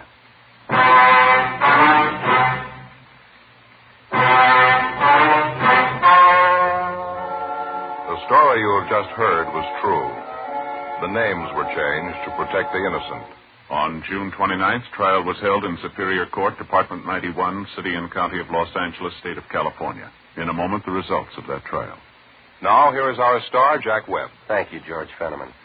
Friend, the man who sells you your Fatimas, your neighborhood cigarette dealer, is a mighty good man to go see during the holiday season.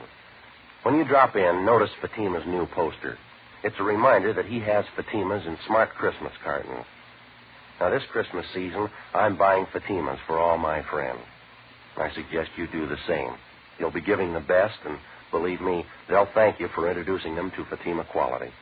It's extra mildness and better flavor and aroma. Remember, ask your dealer for Fatima in the distinctive new Christmas wrapper. And when you see it, you'll agree it's the smartest of all Christmas cartons, just as it should be, because Fatima is the best of all king-size cigarettes.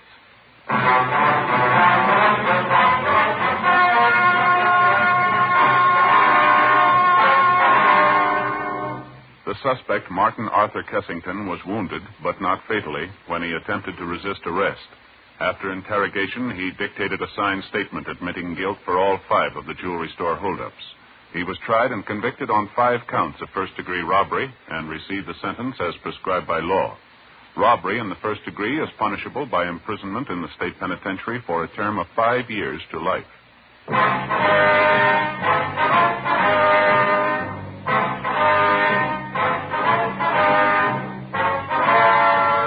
You have just heard Dragnet, a series of authentic cases from official files.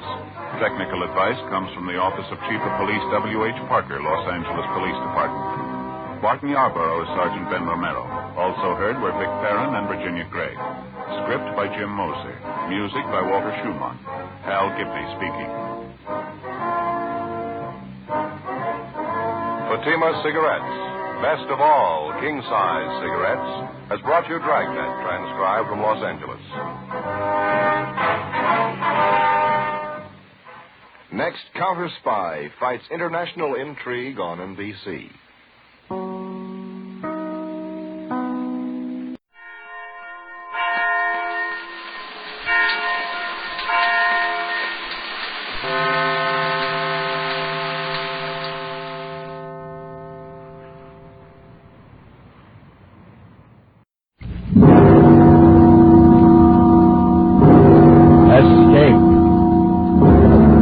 Escape tonight to to ancient Egypt.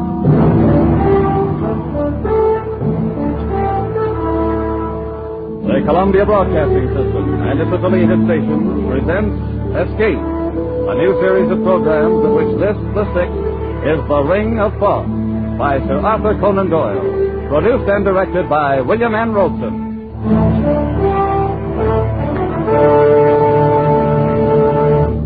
Wherever the English language is spoken, Sir Arthur Conan Doyle is known for two things: his immortal character Sherlock Holmes and his unshakable belief in life beyond the grave. So great is the stature of Sherlock Holmes that Conan Doyle's earlier stories are all but forgotten. Stories like The Ring of Thoth, which so clearly anticipates the author's later fascination with spiritualism. We invite you now to escape to ancient Egypt and The Ring of Thoth, an adventure told in the words of John Vansittart Smith, British Egyptologist.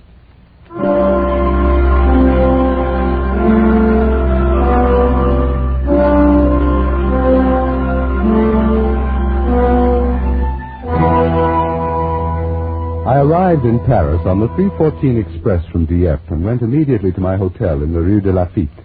My actions so far had worked out according to my planned schedule. I slept for exactly 2 hours, got up and dressed, donned a greatcoat, walked down the Avenue de l'Opéra, and entered the side door of the Louvre. Once inside, and amid surroundings entirely familiar to me, I made my way immediately to the Chamber of Egyptian Relics, or more specifically, to the cabinet in that chamber which contained the El Kab collection of papyri. Drawing out the particular roll I wished, I placed it on a nearby table, sat down, began to study it, when I noticed one of the museum attendants who was polishing some brasswork across the room. His face struck me as being curiously Egyptian. On sudden impulse, I decided to cross the room and speak to him. Approaching closer, I was impressed at once by the appearance of his skin. Drawn tautly across temple and cheek, it seemed as glazed and as shiny as varnished parchment, and out of narrowed slits there glowed two green and vitreous eyes, misty with a dry shininess, eyes of a kind never seen in a human head before. I beg your pardon. I need one of the papyri from the Memphis collection. Could you tell me where it is? You'll find it in the last cabinet at the end of the room, monsieur. Thank you. You're Egyptian, aren't you? No, monsieur. I am a Frenchman. But, I thought perhaps... If monsieur will excuse me now, I have other work to do.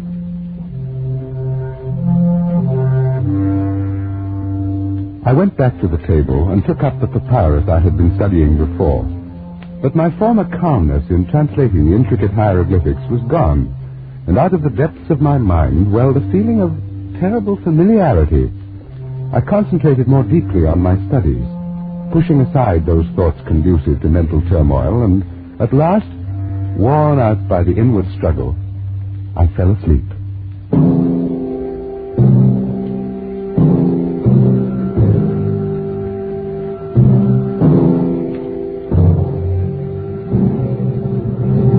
I awoke with a start, not remembering where I was. It was quite dark for a moment. Then gradually my eyes focused on the glints of moonlight reflected from the glass tops of specimen tables, from the shiny varnish of the mummy cases. And I realized with a feeling of sudden dread that I was alone in the Egyptian room of the Museum of the Louvre, locked in for the night.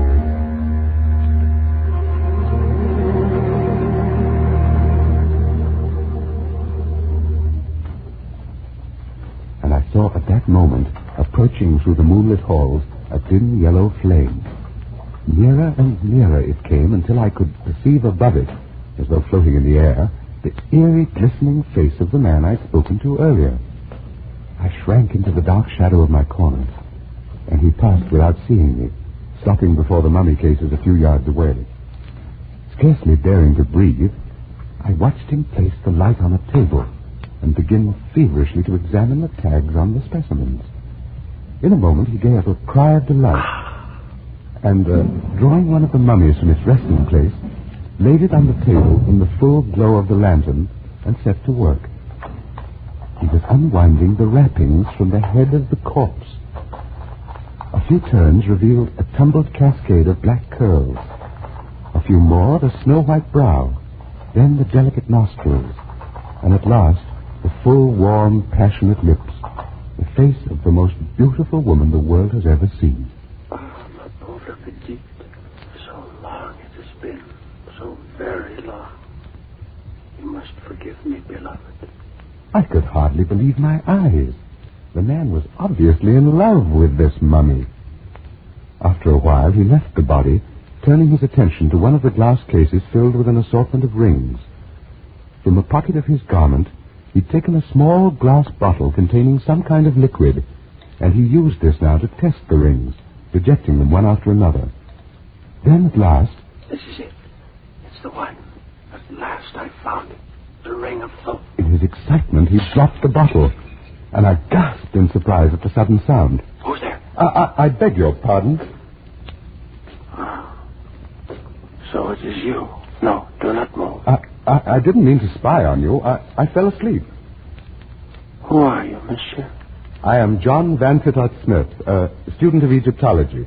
No matter. You will observe this knife. Yes? Had I discovered you 5 minutes ago, monsieur, I should have slain you without a word. What? As it is now, I have found the ring. But I warn you not to interfere with me in any way. I really haven't the slightest intention of it. After all, I'm only here by accident. Perhaps.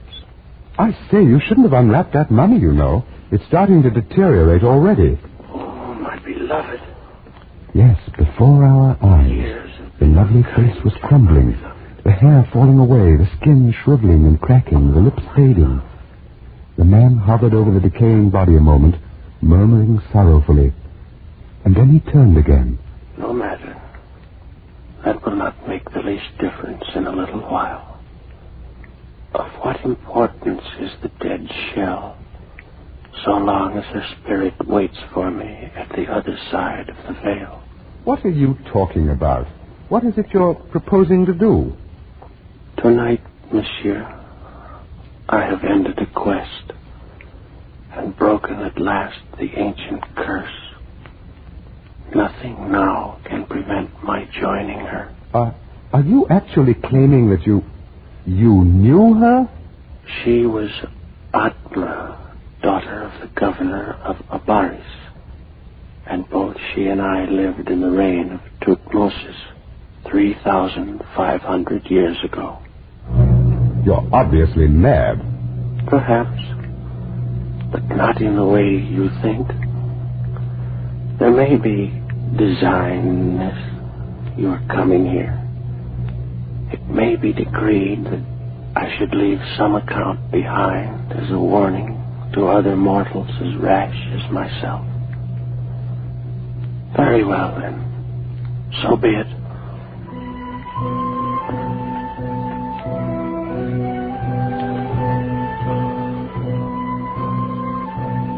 I am, as you surmised, an Egyptian. My name was Sasra, and my father had been the chief priest of Osiris in the great temple of Abaris, which stood in those days upon the Bubastic branch of the Nile. I was brought up in the temple and was trained in all those mystic arts and sciences known to the priesthood.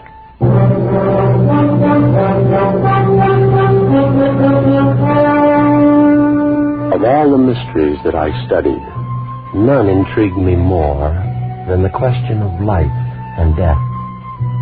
And even to this question, in time, I found an answer. But for a man to live beyond his allotted span of years, Master Sastra, the gods have not so ordained it. Then perhaps they will have to revise their ordinances, now that I've discovered their secret. 'Tis not well to jest. I tremble, for though I've labored in your service for a year, I knew not the goal of your endeavors. May Osiris forgive me. Ah, what a pity you look upon it this way. For I'd thought that in return for your assistance, I should grant you, too, the gift of centuries of indestructible life. I would not have it, Master Sastra, and I beg that you, too, forgo it. Forgo it? I introduced the fluid into my veins 1 month ago. Oh, no. Then you are lost indeed. Lost? Do you call this being lost? Let's see now. My heart should be about here. Oh, that knife. No, don't. Master, you've killed yourself. Not at all. See? It bleeds a little. But in a while, the wound will close up. And that's all. It's immortality. No. I shall not live forever. But for 5,000, perhaps 6,000 years, I shall be immune from all dangers of violence, poison, disease, starvation. You cannot die? Now, with this fluid in my veins, nothing in this world can end my life. Doctor, are you there? Someone called. It's Parmes, the priest of Thoth. In here, my friend. Enter. Oh. Greetings, Sosra, master of sciences, and his worthy assistant. If you will excuse me, masters, I go to make my peace with Osiris. What's wrong with your helper, Sosra? The thought of a well-nigh eternal life has frightened him into gibbering superstition. Then you still believe in the discovery? Believe in it? Parmes, my friend. Look. By the heavens, what a scar. It pierces the heart. It was done only a moment ago with this knife. See? I can put it back in the wound. So. You suffered no ill effects? None whatever. And if I turn the knife in the wound, that would do you no harm? You may try. I feel nothing. I walked last week in the snake pits by the river, was struck innumerable times. It caused no harm. By the great Anubis. Will you have it then? Out of all Egypt, I have chosen only you, my friend, to share the gift. But the choice is yours. I'd be a fool to refuse, Sosra. I'll have it. And now, what must I do? First, we must open a vein in your wrist, like this. Then, we drip the elixir slowly into your bloodstream. Steady now. I don't feel anything. There is no sensation. It is done. So simple? There is nothing more? That's all. And now done, it can never be changed. It seems incredible, supernatural. It's no more than a chemical discovery, but with it, while all this about us passes away, you and I, Parmes, will live on for 50 centuries. Think of it, my friend. 5,000 years of life. 5,000 years. Only the two of us. Listen, that noise. Some procession must be passing in the street. I have an idea what it may be. Come on over to the window. Beloved of heaven, clear the road, stand back, and make way for the loveliest pearl of deep. She's being carried on the shoulders of slaves, Parmes. She must be some woman of rank. Her name is Atma.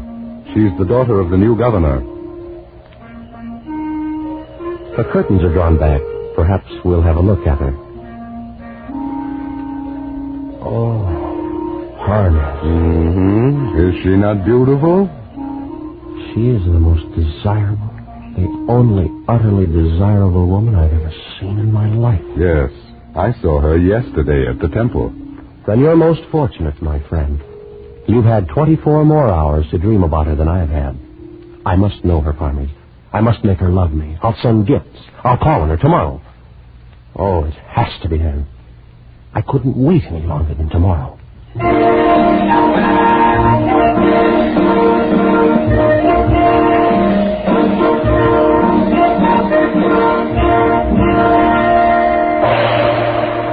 visitor calls upon the beloved of the universe. He is Sasra, priest of the temple of Osiris. Well, bid him approach. Enter, Sasra. Oh, most beautiful of all Egypt, I cast myself at your feet. That's a noble ambition. But wouldn't it be much better to sit here beside me and watch the fish in the fountain? Much better. You will all withdraw, except you, my girl. Play something for us, at a distance.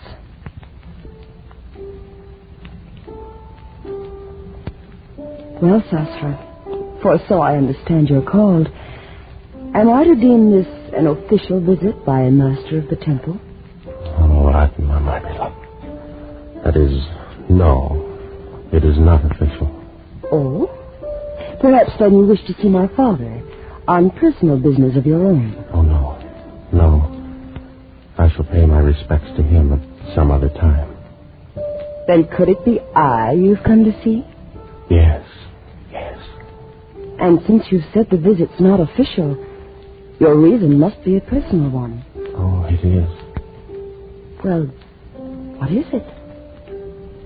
Atma, I have known women who are famed for their beauty throughout the valley of the Nile. But not one, not all of them, are so lovely as you. How thoughtful of you to come here and tell me. Atma, I've no wish to intrude my desires, my hopes, beyond such extent as you may wish to hear. But,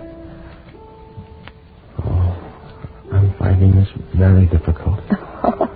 Sasha, I've been told that you're a master of science, that you've unlocked the secrets of the universe, learned all the mysteries of nature itself. Your informants have been most generous. Yes, I'm inclined to think so. What? Because you've discovered nothing at all about such a simple thing as a woman's heart. What do you mean? I come from Thebes, and the women of Thebes are warm-blooded, passionate, and will know what we want. Atma. I saw you first 3 days ago. Why do you think I told my bearers to carry me down that street beneath your window?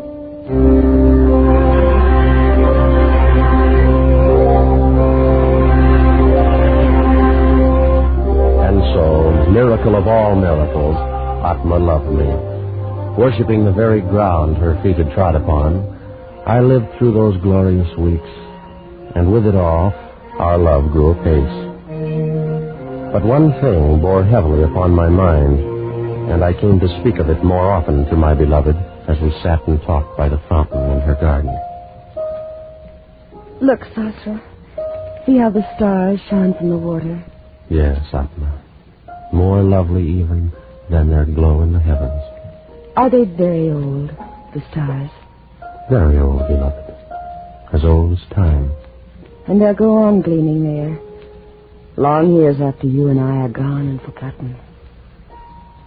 Atma, my dearest, we've talked of this before, and I know it distresses you to think of it. No, Sastra. Tonight everything is beautiful. We shall not talk of death. Not of death, but of life. They're only counterparts of one another. Oh, if we could only live together. Grow old together and die in the same instant. But how much better to live and love 5,000 years. Will you not do it? Does so long a time seem too great for the love you feel for me? Beloved, no. The time would pass in an instant, and the loss then be no easier borne than now. Then why draw back? Will you not take the elixir now, tonight? I'm afraid, Sasra. We'll anger the gods. We will outlive the gods. They will have their revenge. Whatever occurred, we'd be together. Yes, I've thought of that. Were it not so, I'd not even consider doing it. Then you'll do it. Atma, you'll do it. I need more time, only a little more to assure myself. How much? Tonight, Sasra. Give me tonight. Every hour you live without the elixir is another hazard. All right, then. Tonight. And may Isis herself guard over you until the fluid courses in your veins.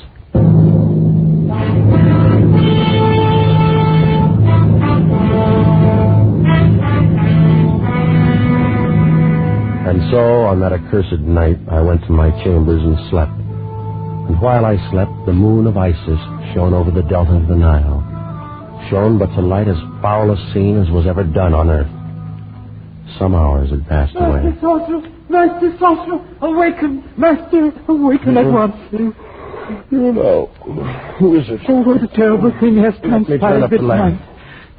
You're one of Atma's slaves. Why do you come here? Oh, Master. What has happened? What's the matter? Speak. It is she, the light of the world. Tell me what has happened to her.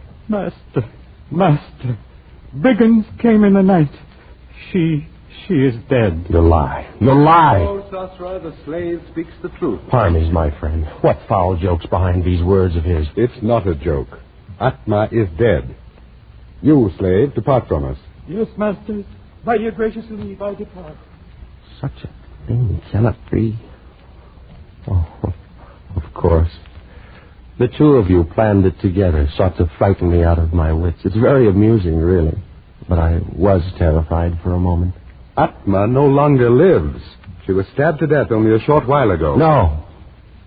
Oh, no. She can't be dead. She is dead, Sosra, and for all eternity. I must go to her. Surely something can be done. I killed her. What is it? What has happened? I killed her. Oh. I struck her through the heart with this very knife. You, Parmes. Why? Because she loved you. Why? And because I loved her. You, my friend.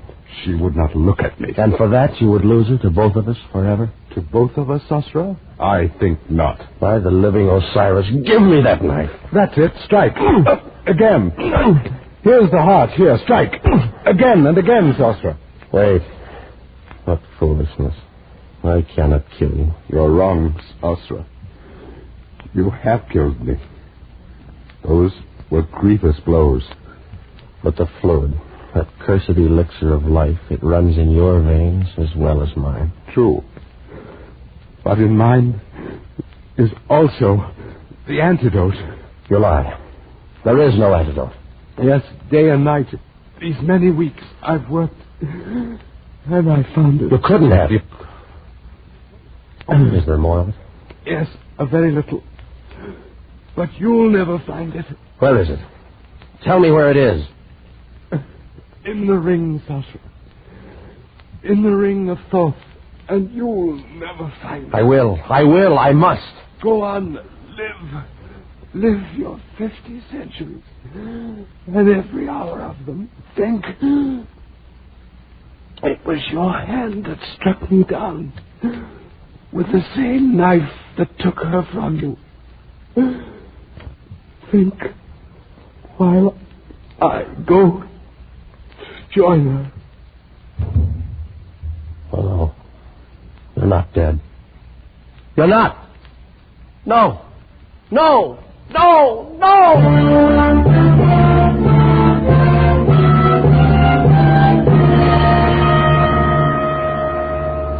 For months, I searched the papers, test tubes, and the chemical flasks in the chambers of the dead priest of Thoth.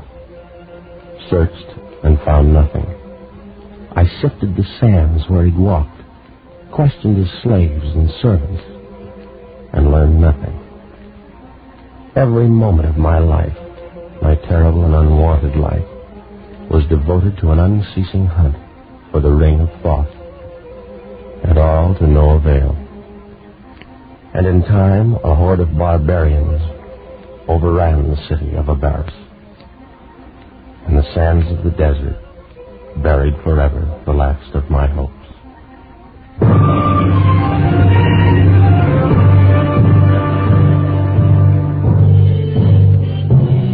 And so began the deadly march of the centuries. How can you know how terrible a thing time is? You, who've experienced only the narrow course between the cradle and the grave. I've floated down the whole stream of history. I have traveled in all lands, and I have dwelt with all nations. Every tongue is the same to me. I need not tell you how slowly the centuries drifted by. Centuries without end. Years without number. And so, I came to be one day, a few weeks past, in San Francisco, where I came across a certain item in a newspaper. Among recent discoveries in Lower Egypt is an unopened mummy case containing, according to the inscription on the outside, the body of the daughter of the governor of Abaris in the days of Tutmosis. In the same burial crypt, dropped into a crevice between the stones, was found a large platinum ring of singular design. Both specimens have been sent for examination to the Louvre in Paris. So, I presume you came here to Paris, obtained this position of attendant in the Louvre with the idea of... Only yesterday, Monsieur Smith. As you may imagine, I had little difficulty in convincing the director of my knowledge of Egyptian relics. The ring, then. The one I saw you remove from the case is the ring of Thoth? Without question. You've discovered how the ring must be used? The secret is obvious. See, the stone is hollow, and drops of liquid move within it. Have you considered the possibility that this antidote may not perform the function which has been claimed for it? It will, monsieur. And there'll be no need of a knife to strike me down. My death was due in a time long past. And only this damnable fluid that runs through my veins supports the weight of my years. I delay no longer. I go to join her where she waits for me in death. No, don't. Oh. Too late. I've broken the gem. I've taken the antidote. I stood and watched him with a terrible fascination, but without pity and without compassion. He turned away from me and reeled toward the mummy he'd left on the table across the room. But even as he turned, the parchment skin of his face cracked and shredded. Discolored lips shriveled away from the yellow teeth. The vitreous eyes withered into nubs of formless plasm, and the full weight of his 3,500 years descended on him in an instant. I left that room of death and walked over the marble floors toward the exit, my footsteps echoing through the empty halls, even as they had echoed for so long in the corridors of time. And I wondered as I walked if Sasra knew now what I knew, that the antidote in the ring of Thoth can bring death to the body, but not to the soul. And I wondered in what cloak of flesh his spirit now dwelt, just as I, Parmes, priest of Thoth, had for the last 40 years of my 3,500 dwelt in the body of John Vansittart Smith.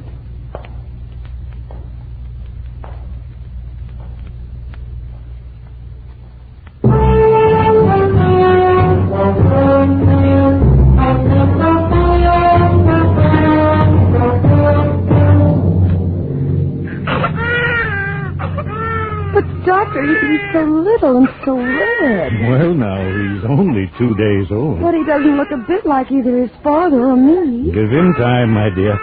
All babies look pretty much alike when they're first born. I don't know. His eyes, or...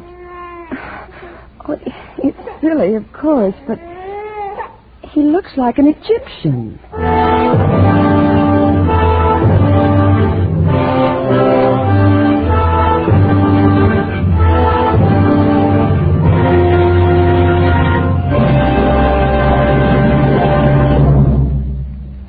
Produced and directed by William N. Robeson, The Ring of Thoth by Sir Arthur Conan Doyle was adapted for radio by Les Crutchfield, with Jack Webb as Sorcerer, Thomas Freebairn Smith as Vansittart Smith, and Joan Banks as Atma. The special musical score was conceived and conducted by Cy Fewer.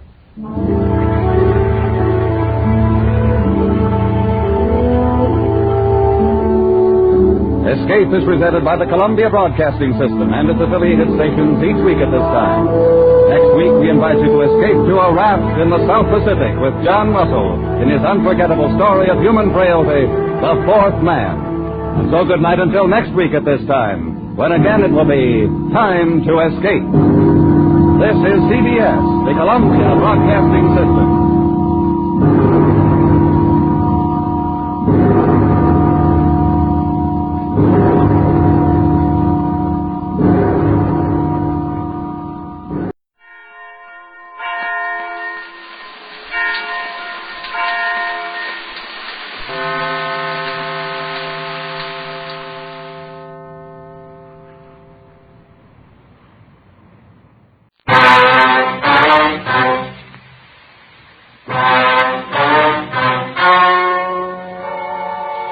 story you are about to hear is true.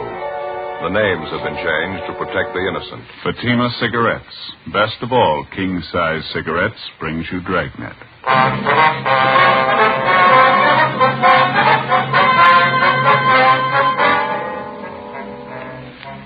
You're a detective sergeant. You're assigned to homicide detail. A 40-year-old mother is found murdered in the bedroom of her home. The body bears the marks of a savage attack with a knife. The killer showed no mercy. Your job? Get him. See the difference. Taste the difference. Smoke the difference. You'll find that in Fatima, the difference is quality. Quality that gives you extra mildness.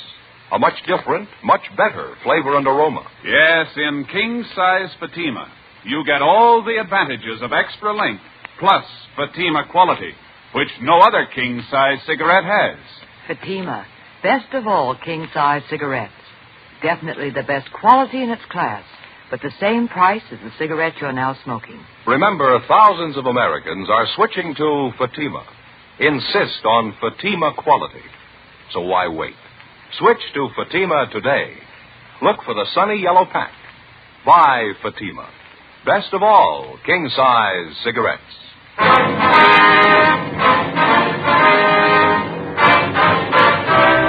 Dragnet, the documented drama of an actual crime. For the next 30 minutes, in cooperation with the Los Angeles Police Department, you will travel step by step on the side of the law through an actual case transcribed from official police files. From beginning to end, from crime to punishment, Dragnet is the story of your police force in action.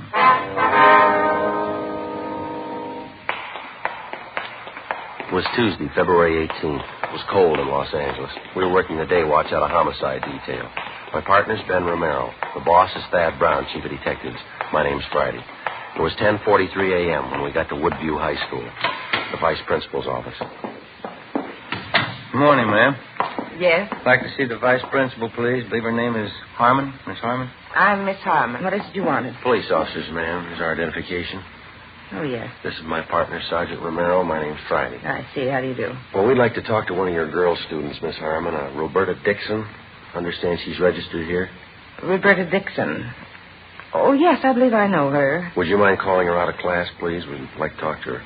Well, we generally don't like to do that, officer, not unless it's absolutely necessary. It's pretty important, ma'am. We've got a message for the girl. I see. Couldn't it wait until after school hours? I'm afraid not, Miss Harmon. It's about the girl's mother, and it's pretty serious.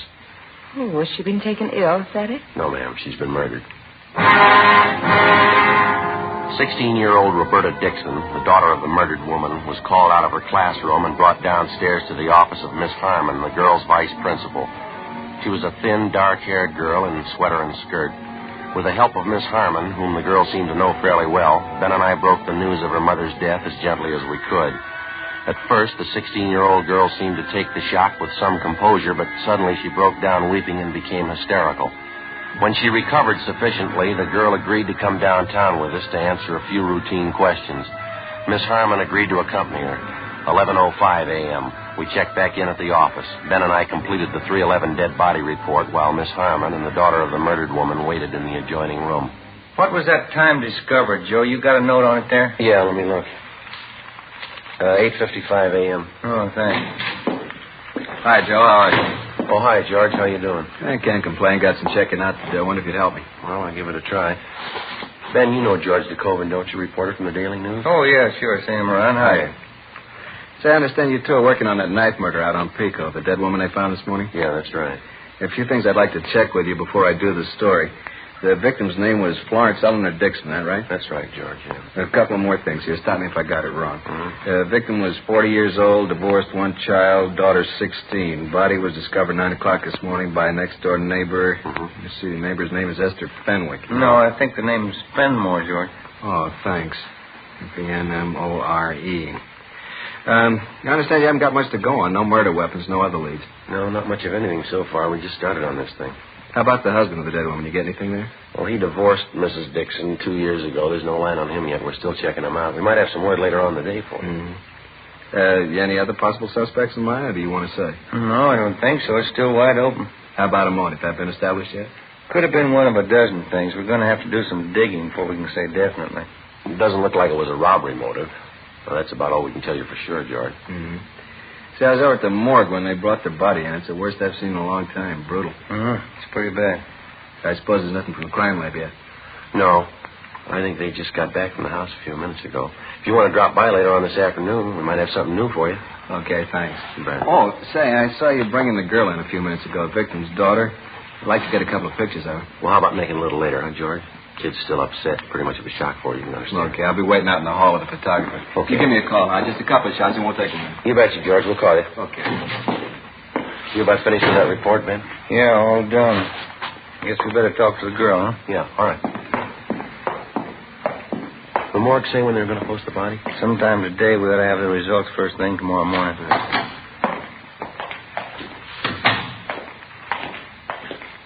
Miss Harmon?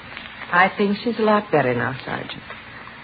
Roberta, the officers would like to talk to you a few minutes if you feel up to it. All right. Who killed my mother? Have you found out?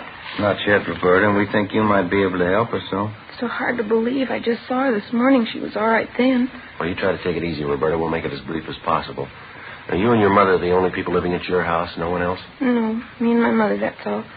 My father used to live with us. He doesn't anymore. How long has it been since your father left? I'm not sure. About 5 years, I think. He and Mama didn't get along. They got divorced. Mm-hmm. Do you see your father at all anymore? I mean, does he ever come to your house to visit? We did once. It was about a year ago, I think. Wasn't much good. He and my mother argued all the time he was there, and he left. He hasn't been back since.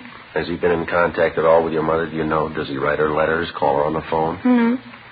The last time was when he came to our house. I haven't heard anything about him since.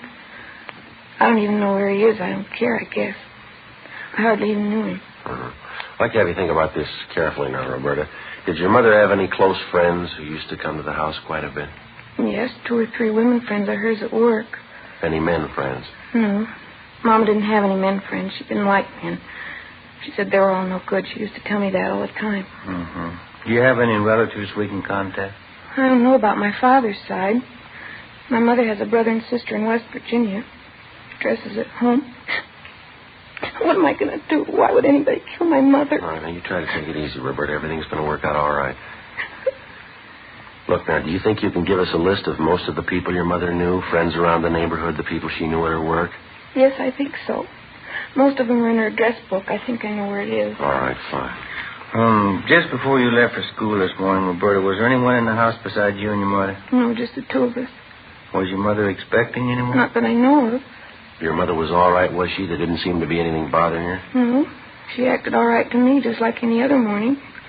We got up at 6:45. I got dressed. Mama took a shower. I fixed breakfast. We ate, and then I left for school. About what time was that, Roberta?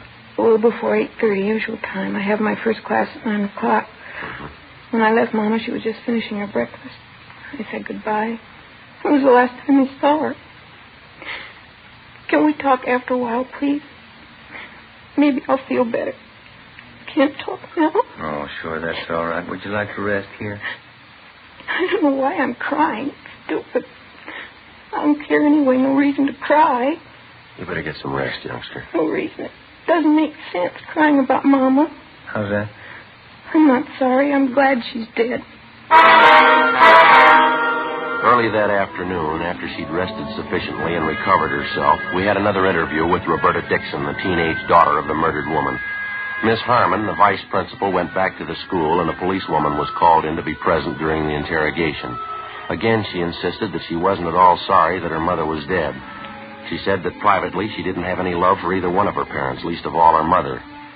She told the usual story of a broken home, a father who showed little interest in his daughter or providing a good home for her, a strict, overbearing mother who apparently made no effort to understand the girl. We continued to interview Roberta Dixon, but outside of what she'd already told us, she showed no further knowledge of the murder. Pending action by the court, we had the girl placed in the custody of the juvenile authorities. 3:10 p.m., Ben and I drove back to the murder house on South Pico Boulevard, where we met police reporter George DeCoven.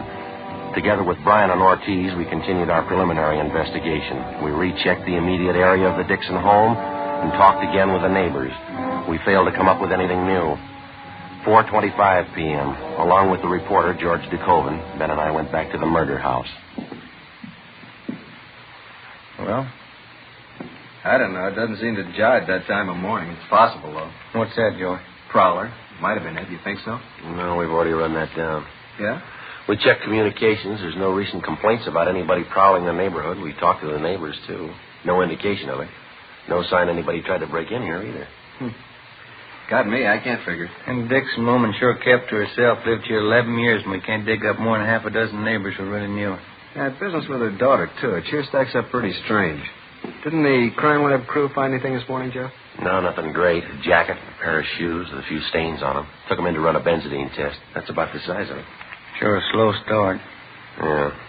I expected a little more from the neighbors. So did I.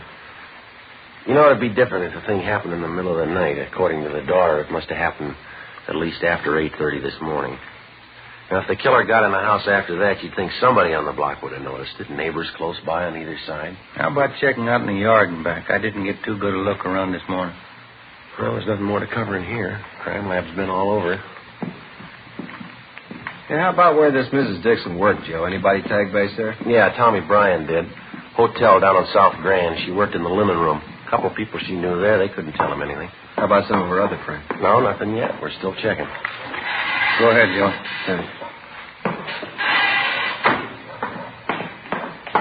Oh, it's a big backyard. Kept it nice, didn't it? You want to check alongside here, Ben, with the house? I'll give the back of the yard a look. Huh? Yeah, okay. Well, good-sized garage, huh? Pretty hard to find them like that anymore. Pretty good-sized lot, too. She sure must have worked at keeping it up. There's not a weed on the place, is there? Yeah. More you can say for the neighbors. Yeah. Have a look, George, down here. Huh? Flower bed here. 2 little mounds of dirt, you see them? Oh, yeah. The ground looks like it's been recently turned, wouldn't you say? Fairly recent. Wonder what that's supposed to mean. Yeah. Oh, small wooden crosses pressed down in each one of the mounds. Queer one, huh? Looks like a couple of small graves, doesn't it? You want to reach me that stick over there, George? Oh, yeah. Here you go. Thank you. Have a look here. Nice. Nothing on my end. How are you doing? What's this? Oh, we're not sure ourselves. Wait a minute. Uh-huh. What is it? Wait a minute. Yeah, all right. There you are. A bird. Little canary. How about that? Hasn't been buried long. Look here. Look at the breast. What do you think, a knife? Could be. Sharp instrument of some kind. Just a minute. I'm going to try this other mound here. Wait a minute, Joe. Yeah. It's another one. Yellow canary, same thing. Look at the breast. Neither one's been buried for more than a few days. Funny one. The Dixons raise canaries, you know? I don't know. I don't think so. It sure doesn't make any sense to me. If they didn't want the birds, you'd think they'd give them away. Why go slaughter them like this? Yeah, well, it works both ways. Deep wounds in the chest. Some kind of sharp weapon. Yeah. The Dixon woman. She died the same way. 4:35 p.m. We took the 2 canaries, wrapped them in paper, and brought them downtown to Lieutenant Lee Jones at the crime lab to be processed. He was still running tests on the stained jacket and pair of shoes which had been found in the house among the dead woman's personal effects. 5:15 p.m. We checked with the office, and then we drove over to Juvenile Hall to see Roberta Dixon. Apparently, she was in a much better frame of mind. I talked to Miss Harmon this afternoon, our vice principal. She wants me to come and stay with her for a while. Hope she can arrange it. It sure be nice. Mm-hmm. We were back at your house this afternoon, Roberta. We found something we'd like to ask you about. What's that? Oh, do you keep any pets in your house? I mean, either you or your mother? Well, no, not usually. Why? Well, how do you mean, not usually? Well, we didn't up until a week ago. Mama didn't like animals. She didn't want them around. Mm-hmm. Then I got these 2 canaries. I bought them with my own money. I work after school, you know. I see. I bought a cage for them, too. My mother was mad when I brought them home. She didn't like any kind of animals. She kept preaching at me. She finally made me get rid of them. How'd you do that, Roberta? I got a knife and I killed them.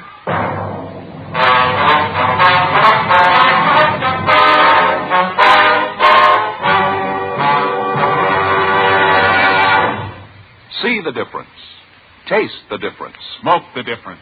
You'll find that in Fatima, the difference is quality. Quality that gives you extra mildness, A much different, much better flavor and aroma. Yes, in king-size Fatima, you get all the advantages of extra length, plus Fatima quality, which no other king-size cigarette has. Fatima, best of all king-size cigarettes. Definitely the best quality in its class, but the same price as the cigarette you're now smoking. Remember, thousands of Americans are switching to Fatima. Insist on Fatima quality. So why wait? Switch to Fatima today. Look for the sunny yellow pack. Buy Fatima. Best of all king-size cigarettes. Remember, thousands and thousands of Americans are switching to king-size Fatima, insisting on Fatima quality. So compare Fatima yourself. When you see the difference, taste the difference, smoke that difference, you'll switch to Fatima. Because in Fatima, the difference is quality. Look for the sunny yellow pack. Buy Fatima. Best of all king-size cigarettes.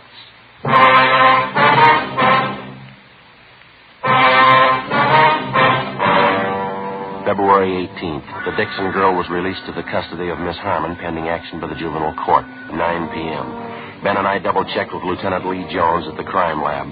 He showed us the school jacket and a pair of shoes which had been found in a closet in the home of the murdered woman, Mrs. Florence Dixon.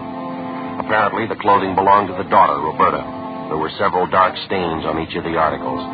They'd been checked thoroughly. First, a benzodine test to determine if they were blood stains, then a biological precipitant test to classify them further.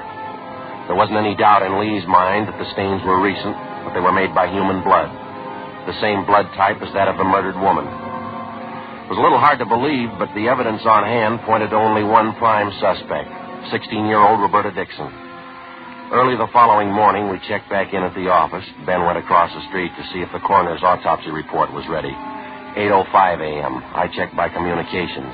They had a report on the tracer we'd gotten out on the murder victim's husband, a Charles Dixon. I picked it up and headed back to the office. Morning, Joe. Oh, hi, George. You get the message I left for you? I put it on your desk over in the press room. Yeah, I got it, thanks. How's it look this morning? Anything new? Well, this here is an answer on that tracer we got out on Mrs. Dixon's husband. He's been living up north for the past year, San Francisco. That's so? Still up there? No, not according to this. He died 6 months ago, heart attack. What do you figure? Well, there's not much choice. Joe. Oh, hi, Joe. Hi. Autopsy report. Coroner just got it out. What's the word? It doesn't jibe with the story we got. The coroner places the time of death close to 7:30 a.m. yesterday. Cause of death, what we figured, chest wound. Some kind of a sharp weapon. There's something else. According to the girl, she had breakfast with her mother before she left for school. Coroner says Miss Dixon hadn't eaten for at least 12 hours before she died. What was that time of death, Ben? 7:30 a.m., no later. Well, I guess we better move on it, huh? Yeah. What's the angle? Well, the daughter, she says she didn't leave the house until 8:30. Along with the policewoman, Ben and I drove out to the home of the high school vice principal, Miss Harmon, where the suspect, Roberta Dixon, was staying. There was no one there. We checked at the high school. Miss Harmon told us that she'd brought Roberta to school that morning. She thought that if the girl attended classes, it'd help keep her mind off her troubles. Miss Harmon checked the classroom the Dixon girl was supposed to be in, but she wasn't there. Her teachers were contacted. None of them had seen her that morning. 9:40 a.m., we drove over to the Dixon home. We found Roberta in the back bedroom. She was sitting calmly at a sewing machine, stitching ruffles on a dress. In one corner of the room, there was an empty bird cage. I'm pretty busy right now. I've got this sewing to do. What do you want to talk to me about? We got a few more questions for you, Roberta. It's about your mother. She's dead, isn't she? Do we have to talk about it? Yeah, I'm afraid we do. Why do we? Just told me she was dead. There's no sense in talking about dead people. Anyway, I've got this sewing to do. I have to get it finished. There. Isn't that pretty? These ruffles go all the way around the bottom of the skirt. Here, like this. Beautiful color, brown. You like it? You want to tell us what happened, Roberta, yesterday morning? Yesterday, I already told you, didn't I? We don't think you were telling the truth. You want to go over it again for us? Well, I've got this sewing to do. You can see that, can't you? 3 more rows of ruffles go on. Right here. I have to get it finished. It takes time, you know. I think you better let the sewing go, Roberta. Oh, no, I couldn't do that. I have to get it finished. I'm afraid this is a little more important. I think you realize that. I went over the whole thing for you already. I told you everything. Wasn't the truth, you know that, Roberta. Why do you say that? Was it the truth? What do you expect me to say? That's up to you. You think I lied, don't you? That's stupid. I haven't got any reason to lie. Did you kill her, Roberta? What? Did you kill your mother? I told you everything already. That's just the way it was. Mama and I got up and had breakfast, and I went to school, that's all. I don't have any reason to lie. Oh, excuse me. Hello? Oh, hi, Fran. Yeah, I'm working on it now. It's going to be beautiful. What? Oh, no, that's all right, sure. Oh, thanks. Yeah, I'm all right. Look, can you call me back later? Yeah, I'll be here. Okay, honey, bye. I'm sorry, officers. My girlfriend, Fran. She's a good friend of mine. She can vouch for me. She'll tell you I'm not a liar. Do you own a pair of brown and white saddle Oxfords, Roberta? No, why? How about a school jacket? Green plaid? No. I don't like green. Brown's my favorite color. The green plaid jacket was found in the house here. It was stuffed back in the hall closet. It had your name stenciled on it. Oh, yeah. That old thing. I don't even wear it anymore. Look at that. Won't it be pretty when I get it finished? That jacket of yours, Roberta, they found blood stains on it. On the shoes, too. Roberta? I already told you the shoes aren't mine. The jacket is. Why do you keep calling me a liar? Can't you believe me for once?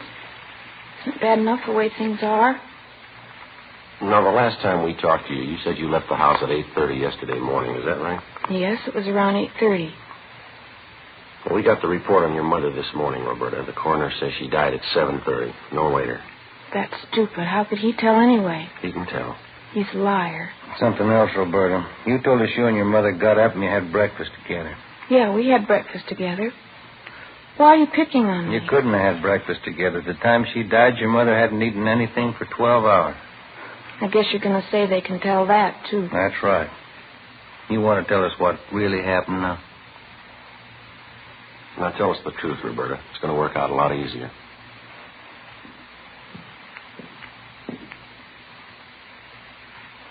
These are some of the toys I had when I was little. I saved almost all of them.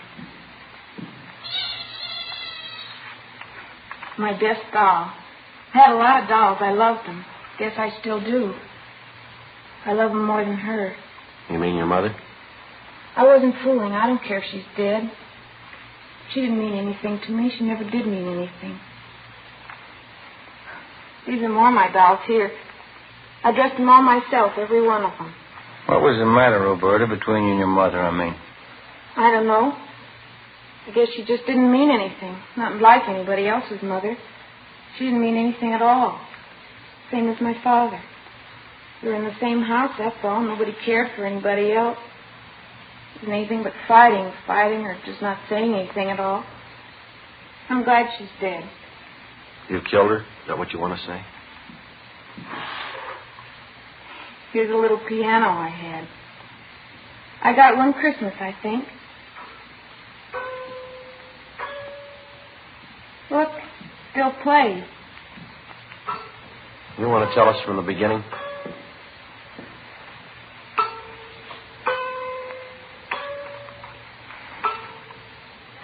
It took a long time. I thought about it a lot. A week ago I made up my mind. It's time to kill her. She was getting worse. I couldn't do anything. I was always wrong. Couldn't go out, couldn't do this, I couldn't do that.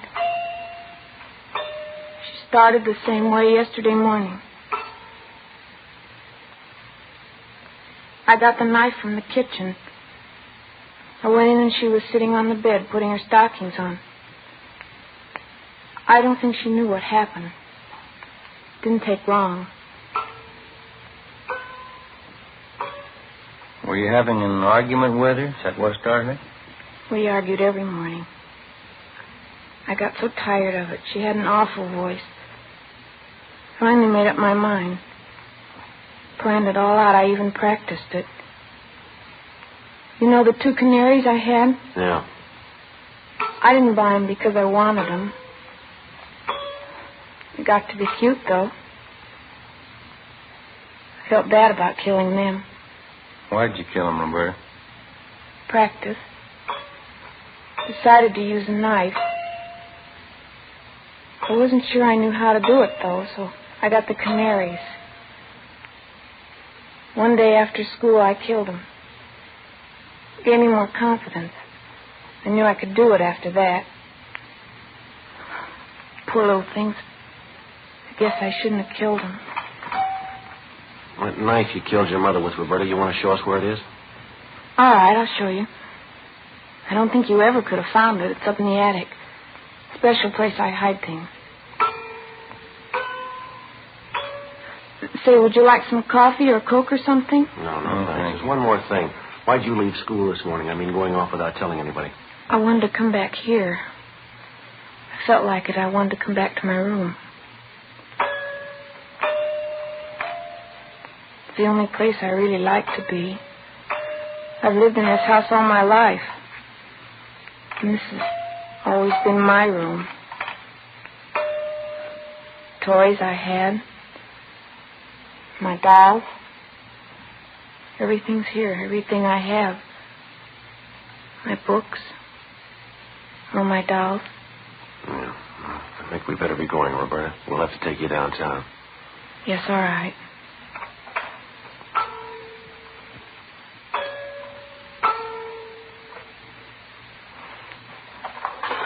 I'll get my coat. Then I'll show you where the knife is. All right. Officers, could I ask you one favor? What's that? It probably sounds silly. It'll help a lot, though. This doll here. Yeah. Could I take it with me? Just this one. Make me feel a lot better. Please, do you think I could?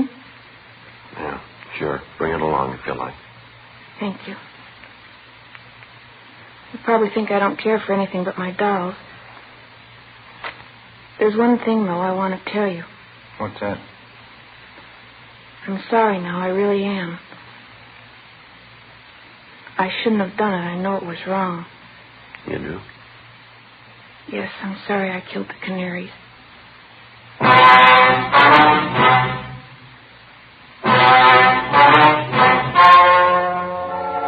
The story you have just heard was true. The names were changed to protect the innocent. On May 6th, the hearing was held in Juvenile Court, Department 38, City and County of Los Angeles, State of California. In a moment, the results of that hearing. Now, here is our star, Jack Webb. Thank you, George Fenneman. Friends, I'd like to take just a moment this evening to tell you about Fatima's Christmas gift carton. When you visit your dealer, take a real good look at it. I think you'll agree with me that it's the smartest of all Christmas cartons, just as it should be, because Fatima is the best of all king-size cigarettes. This Christmas season, I'm buying Fatimas for all my friends, and I hope you will, too. Compare Fatima. See the difference. Taste the difference, and then smoke that difference. Because in Fatima, the difference is quality.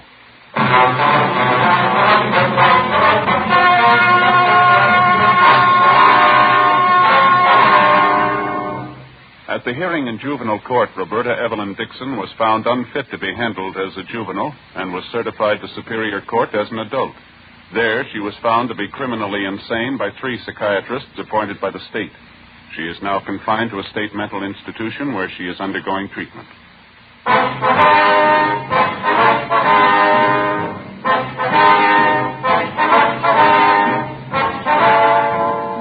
You have just heard Dragnet, a series of authentic cases from official files.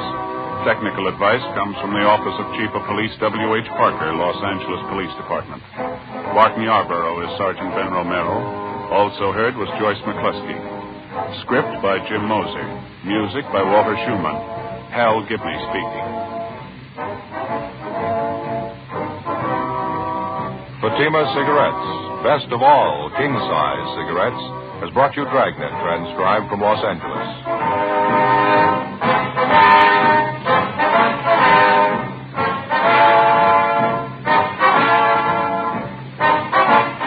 Counter Spy fights international intrigue next on NBC.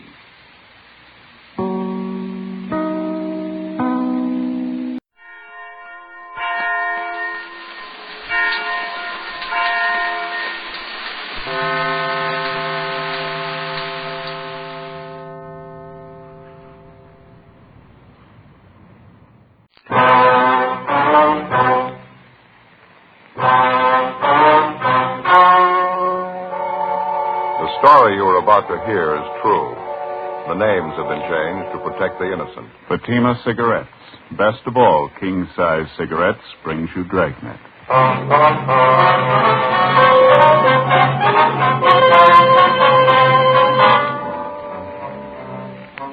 You're a detective sergeant. You're assigned to homicide detail. A 22-year-old girl has been abducted. Her family receives an anonymous message. The abductor demands $30,000 for the safe return of the girl. Your job? Get him. See the difference. Taste the difference. Smoke the difference. You'll find that in Fatima, the difference is quality. Quality that gives you extra mildness. A much different, much better flavor and aroma. Yes, in king-size Fatima, you get all the advantages of extra length, plus Fatima quality, which no other king-size cigarette has. Fatima, best of all king-size cigarettes. Definitely the best quality in its class, but the same price as the cigarettes you're now smoking. Remember, thousands of Americans are switching to Fatima, insisting on Fatima quality. So why wait? Switch to Fatima today. Look for the bright sunny yellow pack. Buy Fatima. Best of all king-size cigarettes.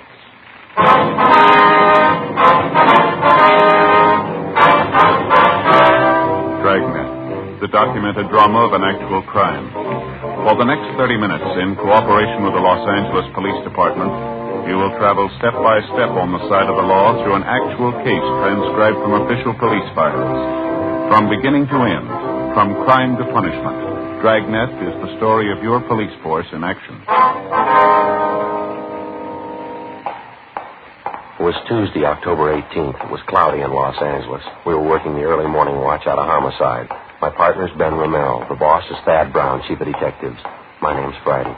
I was on the way back from the stats office, and it was 3:26 a.m. when I got to room 42. Homicide.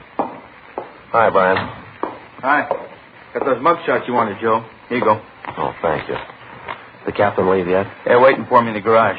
You call Ben? I'm going to right now, yeah. Okay. I guess I better hustle it. See you out there, huh? Right, Brian.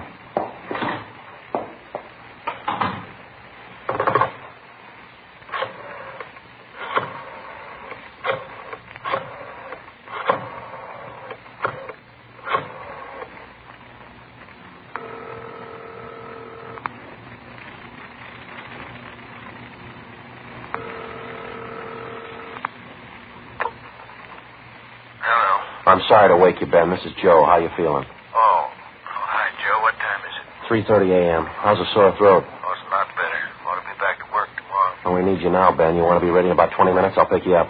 20 minutes? Okay, what's the matter? Man by the name of Martin Sullivan, official down at the Third National Bank. Yeah, what about it? He's got a 22-year-old daughter, or he had one. Huh? She's gone.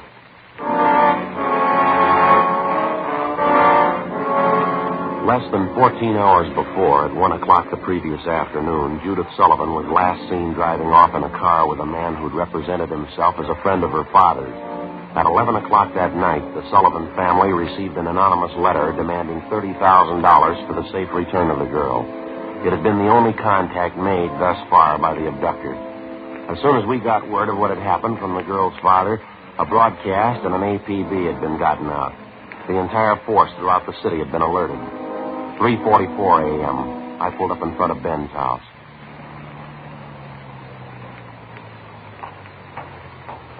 Good morning. Hi. You made good time. Where are we headed? The Sullivan home out on Castro Boulevard. Thad Brown's out there now with Brian. Any leads to go on? No, not so far. The girl disappeared a little before 1 o'clock yesterday afternoon. Note from the abductor came through last night. They're asking $30,000. Oh, I don't get it. Sullivan hasn't got that kind of money. Yeah, I know that. Poor guy's almost out of his mind. Mrs. Sullivan, too, they're all broken up. Fill me in. How'd it happen? Well, the girl was taken from a business school that she goes to. Man had her called out of class. He told her her father was sick. Said he was a friend of the family. How about the teachers? What was their story? Well, they said the girl didn't want to go with the man at first, but he finally talked her into it, kept telling her father was dying. Yeah, lousy thing. Did he use the car? Yeah, blue sedan. That's all we know. Witnesses didn't get the make or the license number. Any description on the man? Yeah, they say about 5'9", 160, brown suit and dark hair. Is that all? That's it. Here's a copy of the letter that the Sullivans got. You can read it. It's the usual. All right, thanks. I have your daughter, Judy, get $30,000 quick if you want her back alive. Don't call police or I'll kill her. Contact you later, signed The Wolf. Who's he kidding? I don't know. I could think of a better name. Here we are.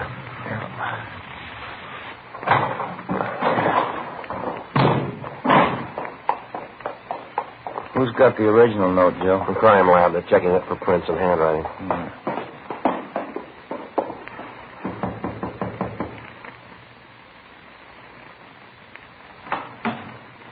Hi, Joe Romero. In the living room. Thank you, Tom. That's the way I see it, Mr. Sullivan. You understand exactly what you have to do now? Yes, I'll do as you say. All right, sir. Here are the two men who will help you. Sergeant Friday and Romero, Central Homicide. All right, Mr. Sullivan. Introduce. Mr. Brown, are you sure about all this? I keep thinking he might get frightened. He might do something to her. Believe me, Mr. Sullivan, it's the only way. I know how you must feel, but we can't do anything else. All right. I want to see Mrs. Sullivan first. Will you excuse me? I'll be ready in a moment. All right, fine. What is it, Chief? Any development? Back here, in the dining room.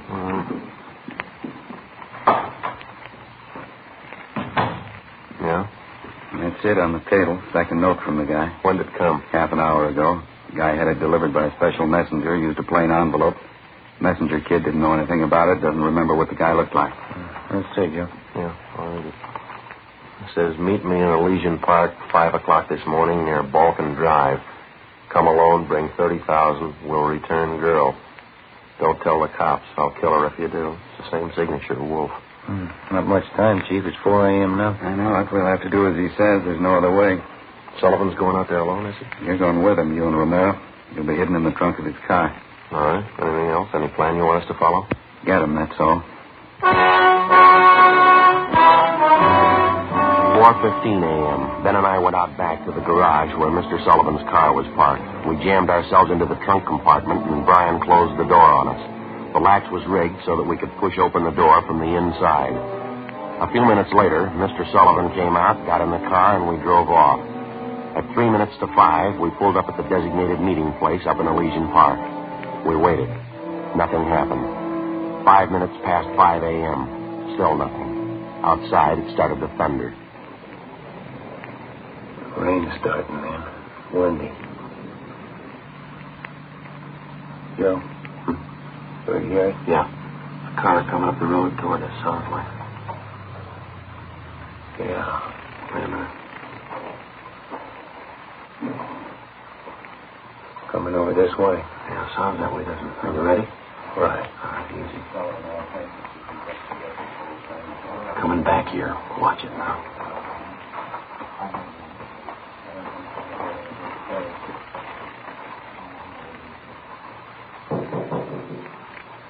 Friday? Romero? Chief, that you? Yeah, come on out. Meeting's off. Look, let him break. In my leg. Mr. Sullivan, you want to drive back home? We'll contact you there. Yes, sir. All right. Come on. Let's get over to the car. What's the story? Did he scare off? The guy had no intention of following through with the meeting. How come? He told us. He phoned a couple of minutes before 5 a.m. We tried to trace the call. He wouldn't stay on the line long enough. Well, what do you have to say? A couple of things. Number one, he wants more money. Number two, he knows we're working the case. What was the reaction? Claims he doesn't care. We'll never get him anyway. Well, how's the thing stand now? $50,000. He wants it in the next 12 hours. More than 16 hours had passed since word of Judy Sullivan's abduction had been phoned into homicide. During that time, an APB containing the descriptions of the suspect, his car, and his victim had been dispatched to law enforcement agencies throughout the entire area. The same descriptions were being broadcast every hour. The Sullivan home had been placed under strict surveillance, and Mr. Sullivan instructed not to contact the suspect without the knowledge of the police. The girl's father had raised almost $10,000 in cash to buy him off, and the serial numbers on each one of the bills had been copied by a police stenographer and rechecked by a homicide officer. So far, the Wolf, as he called himself, had made 3 separate contacts, but he'd covered his tracks well. We knew he was somewhere in the city, 450 square miles of it. We knew we had to find him. 6:18 a.m. We checked back into homicide. What's doing, Brian? Here's a copy of the letter, fellas. Special delivery. Came in about 25 minutes ago. Let's see, Tom. It's the same handwriting, looks like. Check the postmark. Joe must have mailed it right after he grabbed the girl. Let me see. Stay away from Sullivan. If the girl's found dead, it's your fault. Stay away. Wolf. Can't seem to make up his mind, huh? They checking the original of this for prints, Tom? Yeah, no word yet. How about that second note? Anything on that? Uh-huh. Stahl lifted a couple of prints, running them through R&I. So who's watching Sullivan House now? Gomez and Thaxter. Chief's out there, too. He's still afraid the girl's father will try to make a deal with the guy. He tried it yet? No, not yet. Well, you couldn't blame him if he did. He's worried sick. Guy? Homicide, Romero.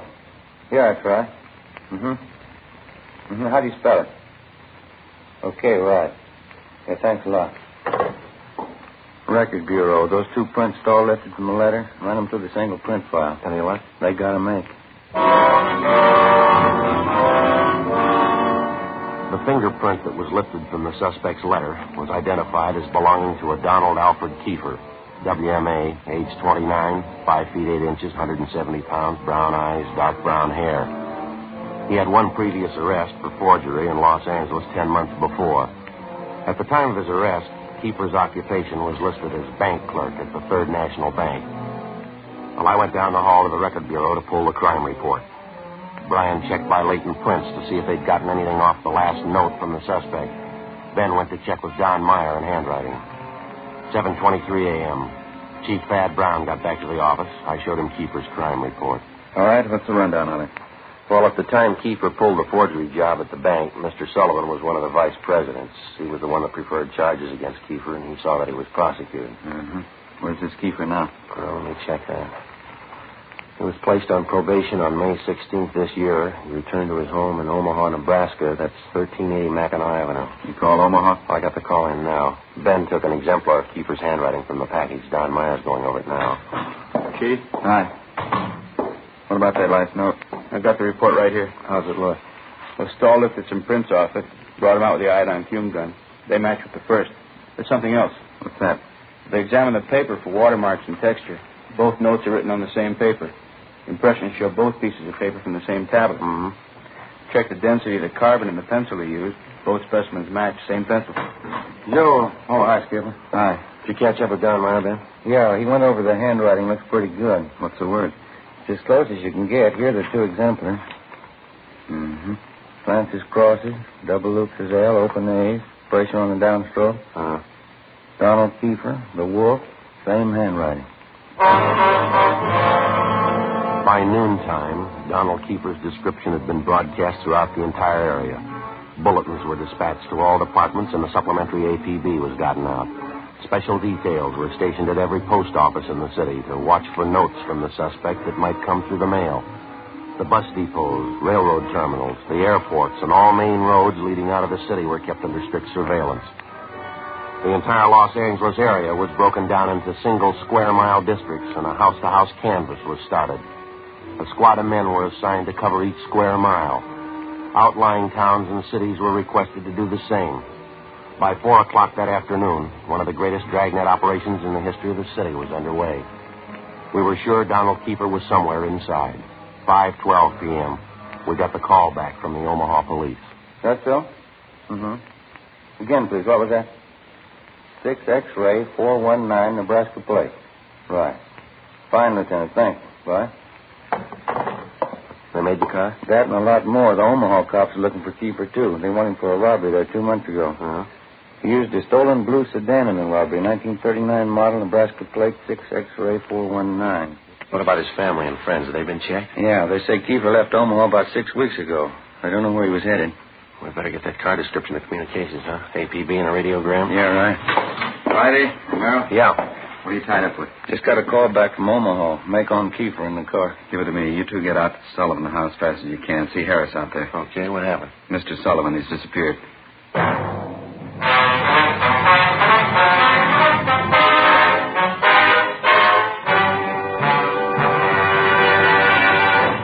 You are listening to Dragnet, authentic stories of your police force in action.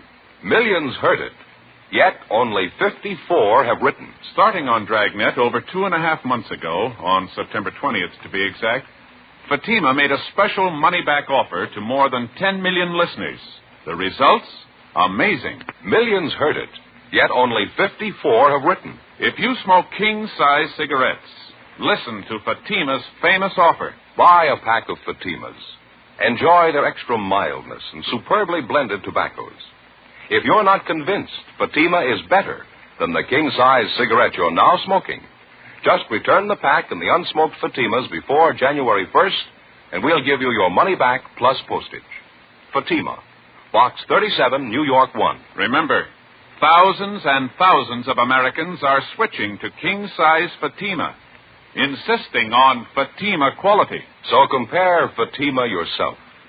When you see the difference, taste the difference, smoke that difference, you'll switch to Fatima. Because in Fatima, the difference is quality. Look for the bright, sunny yellow pack. Buy Fatima. Best of all, king-size cigarettes.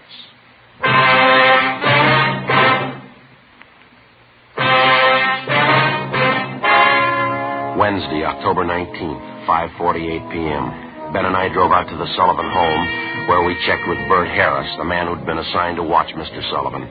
He told us that at about 3 o'clock that afternoon, the father of the missing girl had a phone call.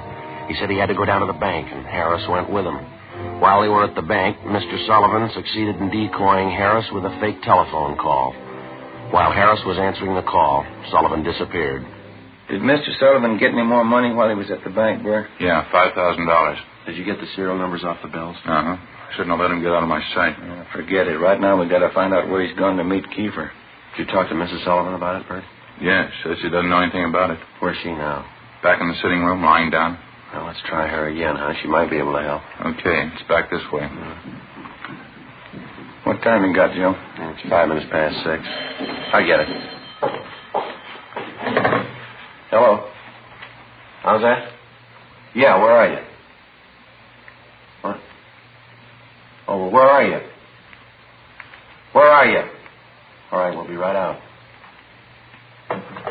Yeah? Mr. Sullivan, he met with Kiefer out in Laurel Canyon. Did he get his daughter back? Yeah, he did. Wrapped in newspaper.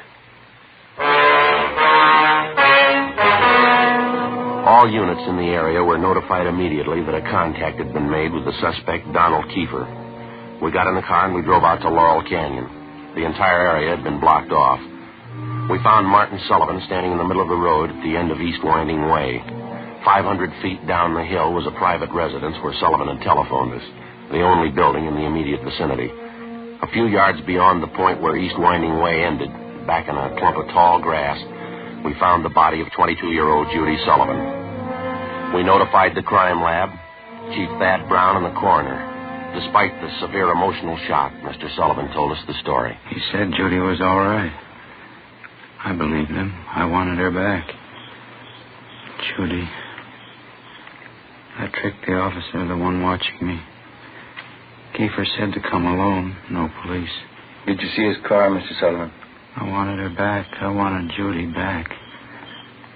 I did as he said. I drove out here at 6 o'clock. I waited. I put the money on the front seat, like he said. Did he get the money, sir? And then I got out. I left the parking lights on. I stood up there by the end of the road, and I waited. And then he drove up. He took the money. And then he came up to me. He had a gun. I wanted Judy back. He had a gun. Did you see his car? He said she was up there. Beyond the road, she was tied to a tree, he said. I wanted her back. Well, look, Mr. Sullivan, did you see his car? I went to look for Judy. He drove away. She wasn't there by the tree. I couldn't find her. On the way back, I saw the money on the way. Yes, sir. Oh, Lord, let me find him. Oh, Lord, let me kill him.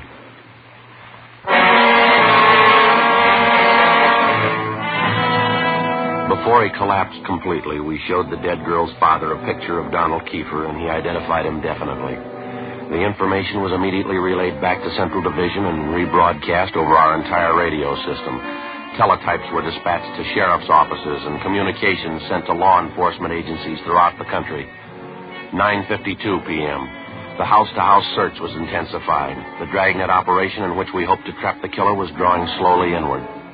A few minutes before midnight, Ben and I drove back downtown to the crime lab to check with Lieutenant Lee Jones.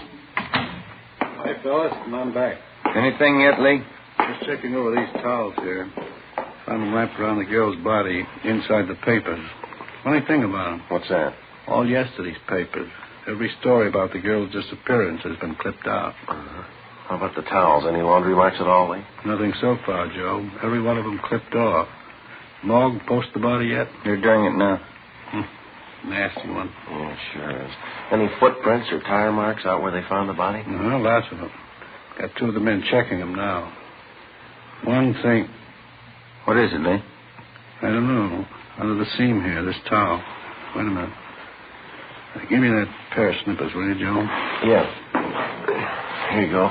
Thanks. Press back under the seam here. There. That's one tag he missed. Yeah? Can you read the marking? Greenway Apartments, Los Angeles. 12:34 a.m. We located the Greenway Apartments in the East Wilshire district, and we checked with the manager. He identified Kiefer's mugshot, but he said he hadn't been home to the apartment since the day before. We called the crime lab, and we went up to check the suspect's apartment. One look was enough.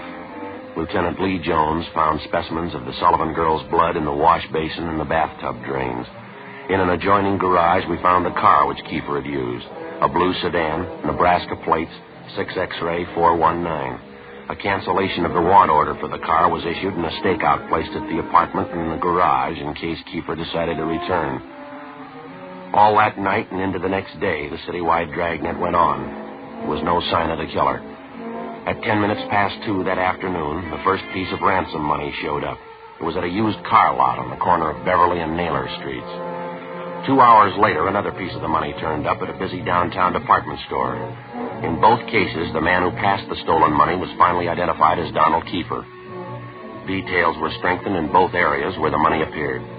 The search went on. 6:42 p.m. Ben and I got a call to meet Chief Thad Brown at the Hollywood Division Station. Tommy Bryan from Central Homicide was with him. This is the way it stacks up now.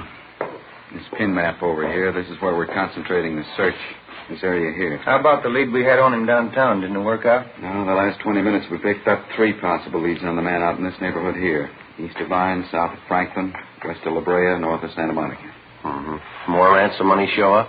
You got it there, Brian. Read it off. Yeah. 5:35, Sunset and Highland. Newsboy thought he saw Kiefer crossing the street. 20 minutes later, a salesgirl in the diamond store up on Hollywood Boulevard thought she saw him. 10 minutes after that, he was reported seen near the intersection of Hollywood Boulevard and Las Palmas. You figure the reports are reliable? They were all checked out. Didn't put too much faith in him until a few minutes ago. How's that? $5 bill was passed at a cigar store, Hollywood Boulevard and Hawthorne, ransom money. We've already doubled the number of men and cars in the area. Men stationed at every intersection to keep an eye on pedestrian traffic. We're covering everything. Streets, stores, covering the whole neighborhood. I'll get it. Homicide, Brian. Yeah, just a minute. You, Chief. Oh. That, Brian? Yeah. Where?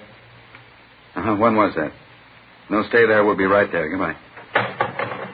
Another piece of ransom money. Where'd it turn up? A theater on Hollywood Boulevard between Fairview and Hawthorne. Who passed the money? You think it was Kiefer? They're positive. They say he's in the theater right now. The information on Kiefer was phoned into communications immediately, and within a few minutes, men and cars converged on the neighborhood. The 1/2-mile area around the theater was completely blockaded. Every exit and entrance to the theater was covered. 7:23 p.m. Ben and I, along with Chief Thad Brown and Tom Bryan, met in the theater manager's office. Brown outlined our plan of operation. At 7:32 p.m., a detail of 14 men walked down the side aisles on the main floor of the theater and took up their posts on either side of the orchestra pit. The picture was stopped and every light in the theater was turned on. Chief Brown, Bryan, Gomez, Thaxter, Ben, and myself went down the aisle and up onto the stage. Chief Brown made the announcement. Ladies and gentlemen, would you all be quiet for a minute, please? We're sorry to interrupt the picture, but this is a very important matter. We're police officers. Maybe you've read about it in the paper. A girl by the name of Judy Sullivan was abducted and murdered the day before yesterday. We think we've traced the man who murdered her to this theater. We believe he's in this theater now. We're going to search the theater row by row, and we'd like to ask your cooperation. There's no need to be panicky or afraid. Those who wish to leave now may do so. Leave by the main entrance. Each one of you will be checked as you go out the door. For the benefit of the man we're looking for, don't try to escape. Every exit is covered. The entire area is blockaded. Don't place any more lives in jeopardy. All right, now... Hey! Hey, right there! There it goes! There! Outside exit! Come on, Ben. Joey, run down the alley, heading to the base. Backstage, Joe. We can make it from there. All right, come on. Through here. Down here. Right with you. In here.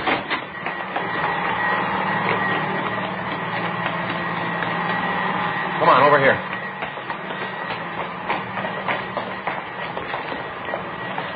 Air conditioning unit for the theater. Yeah. I don't see him, do you? No. You can't get out. There's just 2 exits. We've got them both covered. Look out, there he is. All right, keep her, hold it. All right, throw your gun over here. Come on, throw it out. Okay, I got it. You got it, don't shoot. All right, let's take him. Yeah. All right. Okay, you got my gun. I didn't mean to shoot at you. You forced me to. Put the cuffs on him, Ben. Yeah, right. Get your hands off of me, boy. All right, Keeper. Got this thing for you, too. All right, now hold it. All right, Ben, you all right? Yeah. All right, try the cuffs on him now, huh? Yeah, Got him, huh? Yeah. It's a rough one. Hey, it's starting to rain again. It's really pouring out there. Yeah? Guess you better get him out the car, huh? What's the hurry? How do you mean? Why spoil a good rain?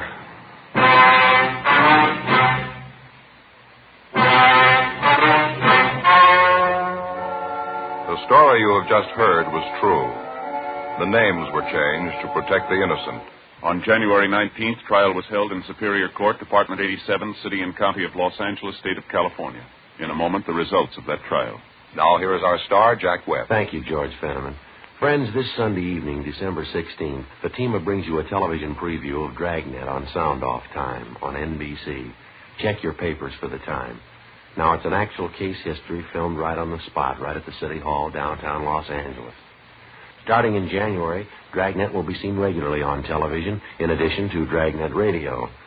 Now remember, Fatima is making all this possible and making it possible for you to give the best this Christmas to everybody who smokes king-size cigarettes. Fatima in the new holiday gift carton. It's the smartest of all Christmas cartons, just as it should be, because Fatima is the best of all king-size cigarettes. Give Fatima.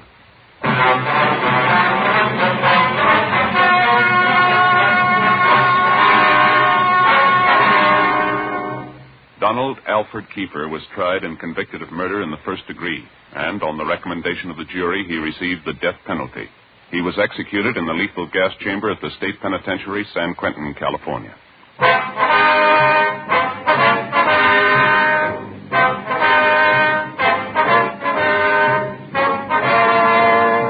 You have just heard Dragnet, a series of authentic cases from official files.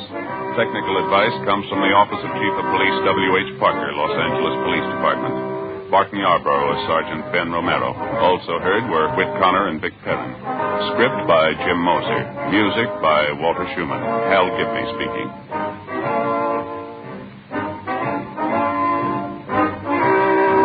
Fatima Cigarettes, best of all king-size cigarettes, has brought you Dragnet, transcribed from Los Angeles.